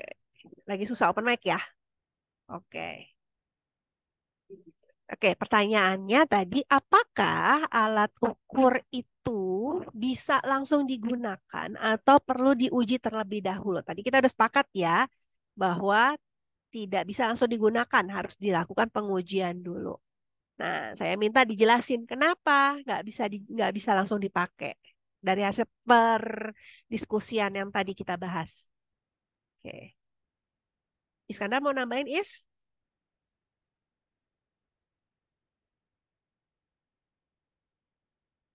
Mau menambahkan? Boleh? Tapi jawabannya sih tadi betul, gitu ya. Nanti dia bilang karena tadi kan ya budayanya berbeda sehingga harus disesuaikan minimal dengan konteks budayanya. Gitu. Betul. Ya betul ya Kak. Yes. Harus disesuaikan dengan target yang kita mau ukur. Oke. Jadi tadi ya, Bu kan udah diuji dengan orang lain. Bentar dulu, sesuai nggak budayanya? Kalau nggak sesuai nggak boleh. Oke. Nah, perkembangan selanjutnya gitu. Bu, pengukuran berarti harus ada angkanya ya, Bu. Nah, ntar dulu. Tadi kita bahas gitu ya. Pengukuran ada yang kualitatif, ada yang kuantitatif. Nah, kita bahas nih yang ini. Oke, teman-teman. Ada yang kira-kira pernah lihat ini? Rosa gitu. Yes. Ini adalah Rorschach gitu ya. Ketika kita melakukan pengukuran, ini sama-sama alat ukur ya. Jadi jangan salah, Rorschach itu adalah alat ukur. Nah, ini salah satu bentuk alat ukur yang tidak berbentuk kuantitatif hasil pengukurannya. Ya, hasil pengukurannya bentuk kualitatif. Tapi tetap harus terstandar, terukur gitu. Oke. Nanti silakan nanti belajarnya nanti di tes intelligence tes tes sorry ini maksudnya adalah inventory ya. Gitu nanti. Proyeksi, Bu. Sorry, proyeksi kok inventory. Proyeksi. Gitu nanti sekalian silakan didalami gitu ya. Oke. Nah, cuma kalau kalian boleh, kalau kita lihat nomor kita mau main-main deh sedikit deh. Kalau nomor 5 gitu, tolong tulis dong di kolom chat kalian melihatnya sebagai apa. Nggak usah lihat keterangan bawahnya ya. Nomor 5 kalian lihatnya sebagai apa?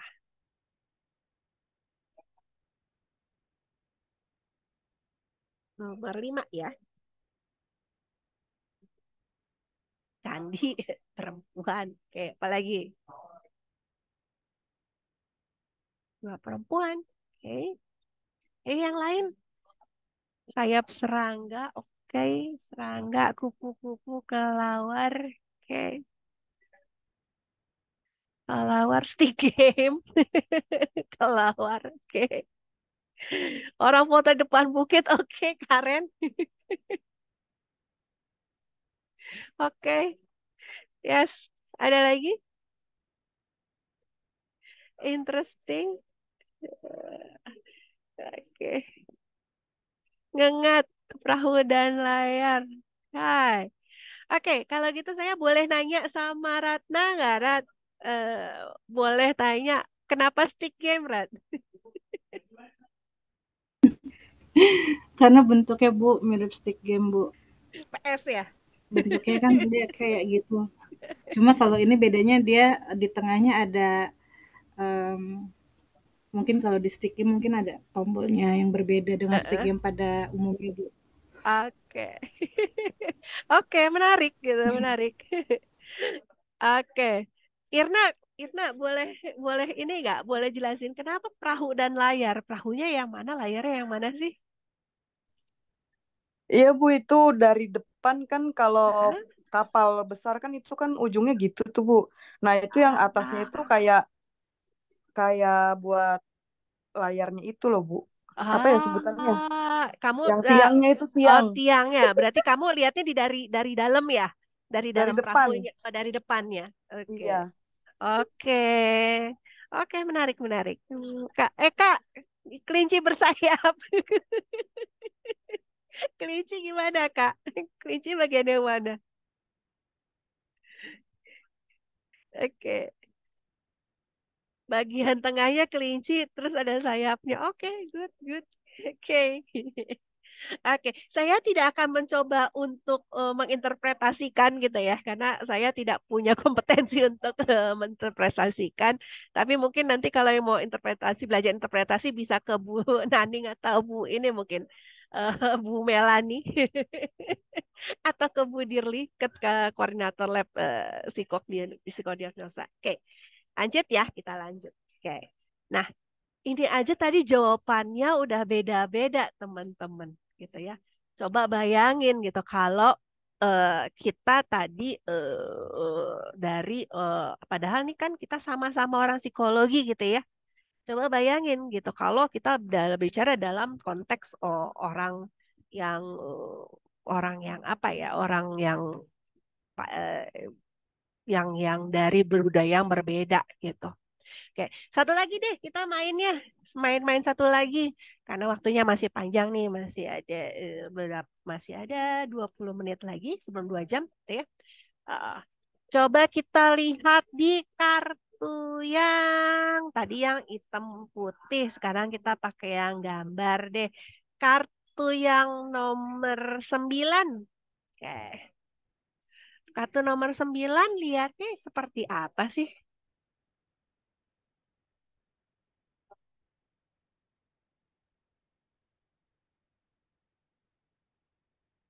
Oke, boleh dijawab di ini kolom chat Winnie. Ini dua kuda laut. Fahra, dua muka saling berhadapan. Rusa, burung merak, oke, dua naga, reok, paru-paru, kepala naga, oke. Oke, sapi dengan asap. Oke, Siska boleh share nggak Sis? Kenapa sapi Sis? Bagian sapinya yang mana Sis? Ya, saya ngeliat itu yang coklat itu tuh corak yang biasanya ada di mata sapi itu loh Bu, kanan kiri gitu. Terus yang Ah, abu-abunya tuh yang asapnya gitu. oh, oke. Ini berarti muka sapi gitu ya, Iya, lagi dekat betul. asap. Oke, oke, oke. Tulang pinggul dan ovarium. Oke. Ini kayaknya biologinya bagus ya, Dim. Dulu waktu SMA, itunya apa, Dim?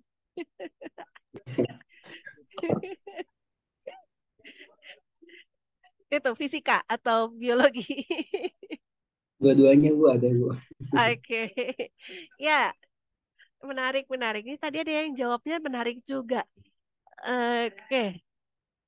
Ada yang jawab Reok Ponorogo. Putri, gimana bisa Reok Ponorogo, Put?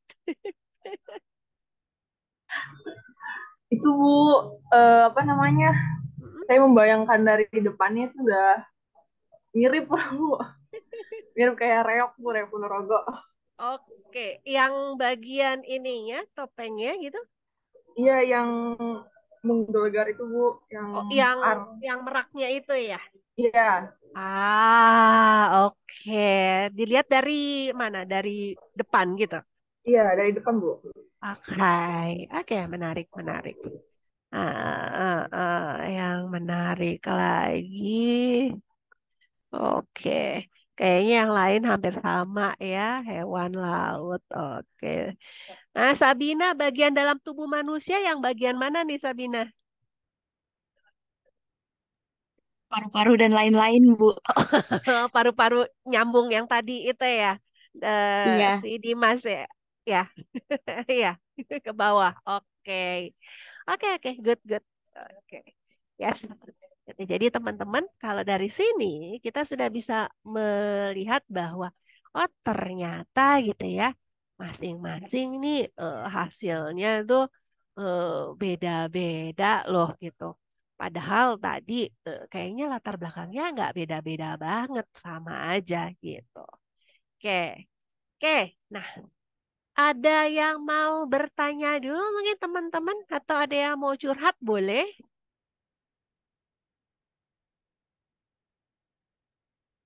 Izin tanya boleh Bu? Boleh, Iskandar, silakan. Izin tanya Bu, Boleh, boleh. sejauh sejauh mana alat ukur tersebut harus diadaptasi Bu? Artinya Sejauh gini, mana? Lanjut. misalnya tingkat kepatuhan minum obat Mm-mm, pada penderita HIV. mm-mm, Nah, itu kan biasanya pakai FMAS atau MARS, Bu. mm-mm. Nah, saya beberapa kali baca jurnal, itu banyak sekali alat ukurnya tidak diadaptasi. Kalau dari fakultas lain ya, Bu, ya, Mm-mm, seperti kayak kedokteran, itu jurnalnya itu kayak tidak diadaptasi gitu. mm-mm. Nah, saya mau bertanyakan apakah fakultas lain atau prodi lain dalam melakukan penelitian itu harus diadaptasi juga, atau memang hanya untuk psikologi saja, Bu, gitu, harus ada pengadaptasian. Oke, yes, oke. Oke, ah, itu aja dulu.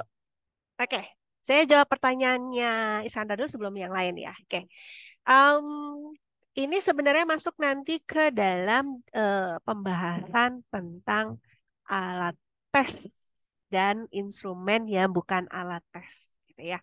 Nah, di dalam pengukuran psikologi, kita mengenal yang namanya tes bersifat standar, standardized measurement, gitu ya, dengan alat ukur tidak terstandar. Nah, kalau tadi yang Iskandar sebutkan, saya tanya dulu deh. Dia ngambil pakai alat ukurnya bentuknya apakah dia ngambil ngambil ngambilnya dari mana nih? Yang sudah baku, sudah dibakukan atau dia ngambil cuma dari artikel jurnal biasa aja? Dari artikel jurnal, Bu. Ya, bahasa Inggris Dan bahasa Indonesia. bahasa itunya sih bahasa Inggris ya, Bu, ya. Cuma mereka mentranslatekan sendiri dengan itunya sendiri gitu. Saya Nah, baca beberapa jurnal sama semua gitu, Bu. nah, itu sebenarnya yang terjadi kesalahan gitu ya. Tapi kan mungkin kita nggak bisa menyalahkan karena kita beda bidang bidang bidang ini ya, bidang studinya, bidang kajiannya. Cuma karena kita di psikologi kita sudah bilang bahwa gini, bahasa Inggris dengan bahasa Indonesia itu verbalnya aja udah berbeda. Karena verbalnya sudah berbeda, otomatis pasti kalau diterjemahkannya pun ada kemungkinan perbedaan makna. Betul nggak? Benar, Bu. Perbedaan makna, perbedaan konteks gitu kan. Nah, sehingga ketika kita melakukan terjemahan, kita otomatis itu yang kita sebut sebagai adaptasi, itu otomatis sudah harus melakukan pengujian ulang terhadap alatnya. Walaupun dibilang, Bu, di aslinya di artikel jurnal bahasa Inggrisnya sudah diuji. Tapi kan itu pakai bahasa Inggris. Diujinya pun kepada budaya orang-orang di sana gitu, yang punya budaya berbeda. Itu udah double tuh. Udah minimal ada dua hal. Yang pertama bahasanya berbeda, itu ketika diterjemahkan bisa saja maknanya berbeda. Kedua, orangnya berbeda, punya budaya yang berbeda. Sehingga otomatis mau tidak mau wajib hukumnya alat ukurnya diuji ulang. Gitu ya, Is.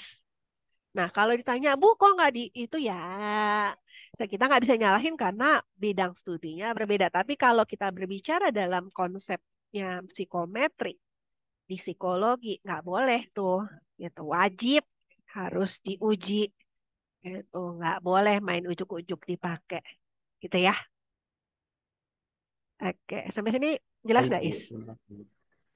Baik, Bu. Izin berarti termasuk kayak alat ukur depresi Mm-mm. yang udah berbahasa Indonesia, kita buat penelitian harus diadaptasi juga, Bu. Nah, oke, kita bahas. Tadi kita bahas, saya belum jelasin itu perbedaannya. Nah, Ini ada perbedaan antara, tadi saya jelasin bahwa ada perbedaan antara alat tes yang sudah terstandar dengan alat ukur psikologi yang belum terstandar. Gitu ya. Nah, contoh alat tes misalkan gini. Tadi alat tes depresinya contohnya pakai alat ukur apa? Yes. Depresi inventory, Bu. Nah, depresi inventory itu kan sudah ada manual booknya ya. Ya, Betul Bu. tidak? Nah, itu sudah dalam bentuk alat tes yang terstandar, yang sudah divalidasi berulang-ulang. Sudah diuji dan divalidasi berulang-ulang. Dia sudah ada manual booknya, sehingga kita harus menggunakan sesuai dengan manual booknya tersebut. Kalau bentuk alat ukurnya sudah seperti itu, kita tidak perlu lagi, malah kita tidak boleh melakukan pengujian lagi gitu, yang eh, bukan tidak boleh sih, maksudnya ya kalau pengujiannya nggak lebih baik nggak usah dilakukan karena udah terstandar. Buat apa diuji lagi? Namanya sudah terstandar gitu. Kecuali misalkan gini, Bu, alat tesnya yang saya dapat untuk dewasa. Saya mau pakai untuk remaja, otomatis itu harus dilakukan penyesuaian. Kalau sudah melakukan perubahan kalimat dan targetnya atau salah satunya, otomatis harus melakukan pengujian ulang. Gitu, Is. Kira-kira paham, guys? Paham, Bu. Oke. Teman-teman yang lain, ada yang mau tanya nggak? Atau ada yang mau curhat, boleh? Izin, Bu, boleh tanya lagi. Boleh, Is. Silakan. Apakah ada ciri-ciri alat ukur itu terstandar dan belum terstandar, Bu? Oke. Cara paling gampangnya adalah lihat aja. Alat ukurnya harus beli atau enggak, gitu ya, Is. Ada manualnya atau enggak gitu. Itu paling gampang gitu ya. Yang biasanya digunakan untuk tes-tes ya namanya pokoknya depannya udah tes itu biasanya udah terstandar gitu ya. Gitu ya. Walaupun belum menjadi jaminan gitu ya alat ukur itu bisa langsung dipakai atau enggak. Gitu sih. Oke. Paling gampang. Tapi kalau untuk cara yang benernya adalah lihat aja. Berarti kalian harus baca tuh definisi operasionalnya, terus petunjuk pemakaian dan sebagainya itu sesuai nggak dengan tujuan pengukurannya. Kalau sesuai ya nggak usah lagi dilakukan pengujian. Dan kalau tidak melakukan pengujian berarti kalian harus menyatakan alasannya apa dan buktinya apa. Misalkan gini, Bu, Bu saya pakai alat ukurnya udah diuji Bu sama kakak kelas saya. Saya tidak melakukan perubahan apapun. Oke, berarti kalian harus menyertakan hasil pengujiannya itu. Oke. Tapi mohon maaf kalau pakai pandangan pribadi saya, kalau hasil pengujiannya itu cuma disertakan di dalam skripsi itu udah nggak masuk ya, udah itu nggak masuk hitungan. Tapi kalau hasil pengujiannya dilakukan dan dipublikasikan di jurnal, gitu ya, dipublikasikan sebagai artikel jurnal dan kalian punya hasilnya, artikel jurnalnya itu artikel jurnal yang baik itu nasional eh, ber berakreditasi atau nasional bereputasi, internasional bereputasi gitu ya, itu baru boleh dipakai kalau pandangan saya. Kalau cuma buat skripsian aja atau hasil pengujian dari siapa gitu ya kakak kelas kalian, mohon maaf, tar dulu gitu ya. Walaupun sekarang kalau untuk skripsi boleh lah, tapi harus dilengkapi dengan hasil pengujian sebelumnya. Jadi minimal kan harus ada uji validitas isinya ya. Nanti kita bahas. Sebenarnya itu pembahasan di itu tentang validasi. Nah, nah, hasil uji validitas isinya itu harus disertakan ketika kita mau kita menggunakan itu tanpa menguji si alat ukurnya itu sendiri. Itu is kira-kira jelas nggak atau yang kurang jelas? Jelas, Bu. Oke. Selain Iskandar ada yang mau tanya atau mau curhat atau ada request boleh? Gimana teman-teman? Ada request kah? Atau ada pertanyaan kah yang lain?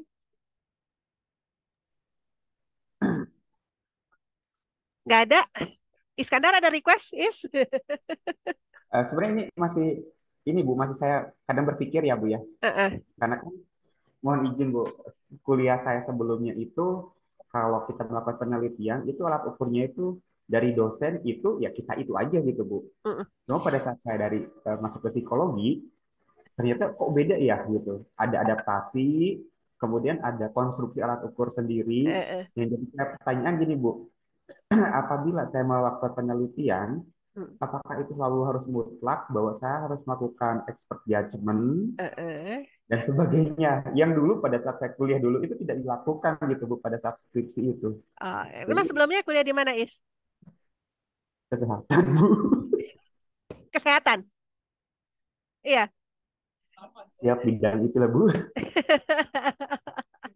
Nggak apa-apa, saya kan dulu juga biologi, deketan lah sama kesehatan, sama gitu masalahnya. Ya, tapi kan sekarang udah jelas ya konsepnya ya. Oke. Lebih mumet psikologi sih Bu kalau Ya buat memang, penelitian itu. memang, memang. Karena sebenarnya gini, kalau di kesehatan kan mereka base-nya adalah konteksnya untuk mengukur hal-hal yang terkait dengan kesehatannya kan. Gitu. Faktor-faktor psikologisnya sebenarnya pendukungnya aja gitu. Gitu. Gitu sih. Gitu. Kalau nanti mereka dalam profesionalnya mau pakai alat tes ya harus pakai kaidah-kaidah psikometri, nggak bisa asal-asalan. Gitu. Atau contoh gini, Bu, paling banyak nih ya, kita ngobrol jujur. Di SDM, di sini ada teman-teman yang kerjanya di bagian SDM, ada nggak? Atau ada yang punya kenalan bagian SDM nggak? Nah, nah, nggak ada. Tapi Saya, kalau Bu. iya sis, gimana sis? Kalau di SDM gimana? Pakai alat ukurnya jelas nggak itu diuji dulu atau dia udah standar atau enggak? Enggak sih, Bu, di kantor saya. Ya, nah itu. Oke, tapi sekarang udah belajar trikometri, diingetin ya sis. Iya, Bu. Ada bedanya tuh ya. Oke. Ada lagi teman-teman? Ada Izin lagi berarti kah? Yes, yes. izin nanya Bu, make sure aja Bu. Berarti kalau misalkan saya mau nanti skripsi melakukan penelitian tentang kepatuhan minum obat Mm-mm, dengan skala MMAS Bu, mm-mm, itu kan ada scale-nya tuh. mm-mm. Scale-nya berarti tetap diadaptasi ya Bu ya. Alat ukurnya terstandar atau enggak? Nah, saya tidak tahu apakah MMAS itu terstandar atau tidak. Cuma Mm-mm. dari beberapa jurnal yang saya baca, itu kalimatnya hampir sama semua, Bu. Nah, kamu Apakah harus ada? cari dulu. Kamu harus cari tahu dulu MMAS itu terstandar atau enggak. Boleh kamu pakai sendiri enggak? Atau harus didampingi sama eh, psikolog atau tidak? Karena alat-alat ukur itu ada tingkatannya tuh. Ada A, B, C gitu ya. Mana yang boleh digunakan oleh mahasiswa psikologi, mana yang boleh dipakainya oleh orang-orang profesional, mana yang harus didampingi dan lain sebagainya. Gitu is ya. Itu yang pertama. Yang kedua, itu dipakainya benar-benar yang kalau terstandar benar-benar kalimatnya sama, konteksnya sama gitu ya. Sorry, targetnya sama nggak? Kalau nggak ya harus diuji lagi gitu. Harus dicek dulu sesuai nggak? Itu masuk nggak di dalam si alat ukurnya itu kriteria pengukurannya. Gitu ya, Is? Izin sharing ya, Bu. Saya Yes. beberapa waktu itu pernah baca Mm-mm, jurnal kepatuhan minum obat mm-mm, orang yang diabetes mm-mm, dengan orang yang TB mm-mm. yang jangka waktunya panjang ya, Bu, sama Mm-mm. HIV. Itu kalimatnya sama semua gitu, Bu. Nah, Memang sih kira-kira fakultasnya itu memang bukan fakultas psikologi ya, Bu ya. Jadi saya tuh suka bingung gitu. Ini harus gimana nanti kalau misalnya skripsi kita mengambil misalkan tentang materi klinis gitu, Bu. kira-kira bisa dipakai sama atau enggak, Kis? Itu yang Jenis saya pusing, Bu. penyakitnya aja Kalau beda. Jenis penyakitnya aja beda kan? tiap karena mungkin klinis itu kan kebanyakan kualitatif ya, Bu ya, lebih pada kualitatif sebenarnya itu. Iya. Ya, kecuali kalau kita ngomongin obatnya ya. Kalau obatnya kan banyak kuantitatifnya gitu ya. Tiap, Bu. Jadi pas saya baca beberapa jurnal tentang MMAS dan Mars gitu, saya cuma kok sama semua gitu, adaptasinya gimana gitu. Saya bingung apakah expert judgment juga atau kayak gitu, Bu. Ya, tapi kan sekarang udah paham ya, guys. Lebih susah, Bu. Oke, siapa bilang psikologi gampang? Emang ya. dipikir. Oke. Oke, teman-teman. Pertanyaan terakhir ada? Selain Iskandar, jangan Iskandar lagi, yang lain. Ada yang mau ditanyakan atau ada curhatan atau ada request mungkin mumpung ada Budina di sini. Budina masih ada nggak ya? Masih ada kah Budina? Oke, nggak ada sepertinya. Oke. Kalau tidak ada, teman-teman, saya minta tolong kalian untuk mengisi gitu ya. Pagi ini, malam ini, nih salah ketik gitu ya. Disampaikan, didiskusikan malam ini gitu dan dikumpulkan melalui tautan, salah lagi kan. Oke, silahkan ya. Oke, materinya saya cukupkan sampai di sini, teman-teman. Dan tidak ada pertanyaan lagi, saya anggap. Oke. Izin Oke. bertanya, Boleh, boleh. Sambil teman-teman yang dikumpulkannya ngisi. kapan, Bu? Yes? Dikumpulkannya kapan, Bu? Apa? Ya kalau bisa dijawab sekarang aja. Soalnya saya belum pulang kantor, Bu. Izin Oke, jam boleh. 1 jam Gampang. setengah. Ya, Silahkan nanti. Oke. Oke. ke Cimahi. Siap, Bu. Siap. Yes. Makasih banyak ya. Oke. Terima kasih banyak atas keaktifannya gitu ya. Boleh kita kalau bisa open cam, open cam. Saya stop share dulu. Ini sudah dicatat ya, nanti saya bagikan. Oke, stop share. Oke, boleh open cam bagi yang bisa. Oke, saya mau untuk dokumentasi. Oke, minta izin saya akan foto. Oke, teman-teman. Oke, untuk kehadirannya akan diperbaiki. Oke. Pak Devita lagi di mana? Kayaknya bagus banget belakangnya, Dev. Di kamar, Bu. Lagi makan, Bu. Oh, keren, keren. Ibu lihat aja lagi. Keren, keren. Izin ya, Bu. Maaf ya, Bu. Oke, silahkan. Oke, sudah siap ya teman-teman. Oke, saya izin untuk screenshot. 1, 2, 3, senyum semua. Sorry, ada yang ini. Senyum semua. Yes. Oke, masih satu lagi sebentar. Ini baru yang pertama. Oke, untuk yang kedua. Oke. Untuk yang kedua, oke. Senyum. 1, 2, 3. Yes. Oke. Yes. Oke. Iya. Terima kasih banyak teman-teman gitu ya. Nanti updatean untuk kegiatan ini saya sampaikan di grup ya. Oke. Terima kasih semuanya. Selamat malam. Assalamualaikum warahmatullahi wabarakatuh. Selamat beristirahat. Terima kasih, Ibu. Malam Ibu, terima kasih. Oke, saya matikan recordingnya ya. Terima kasih.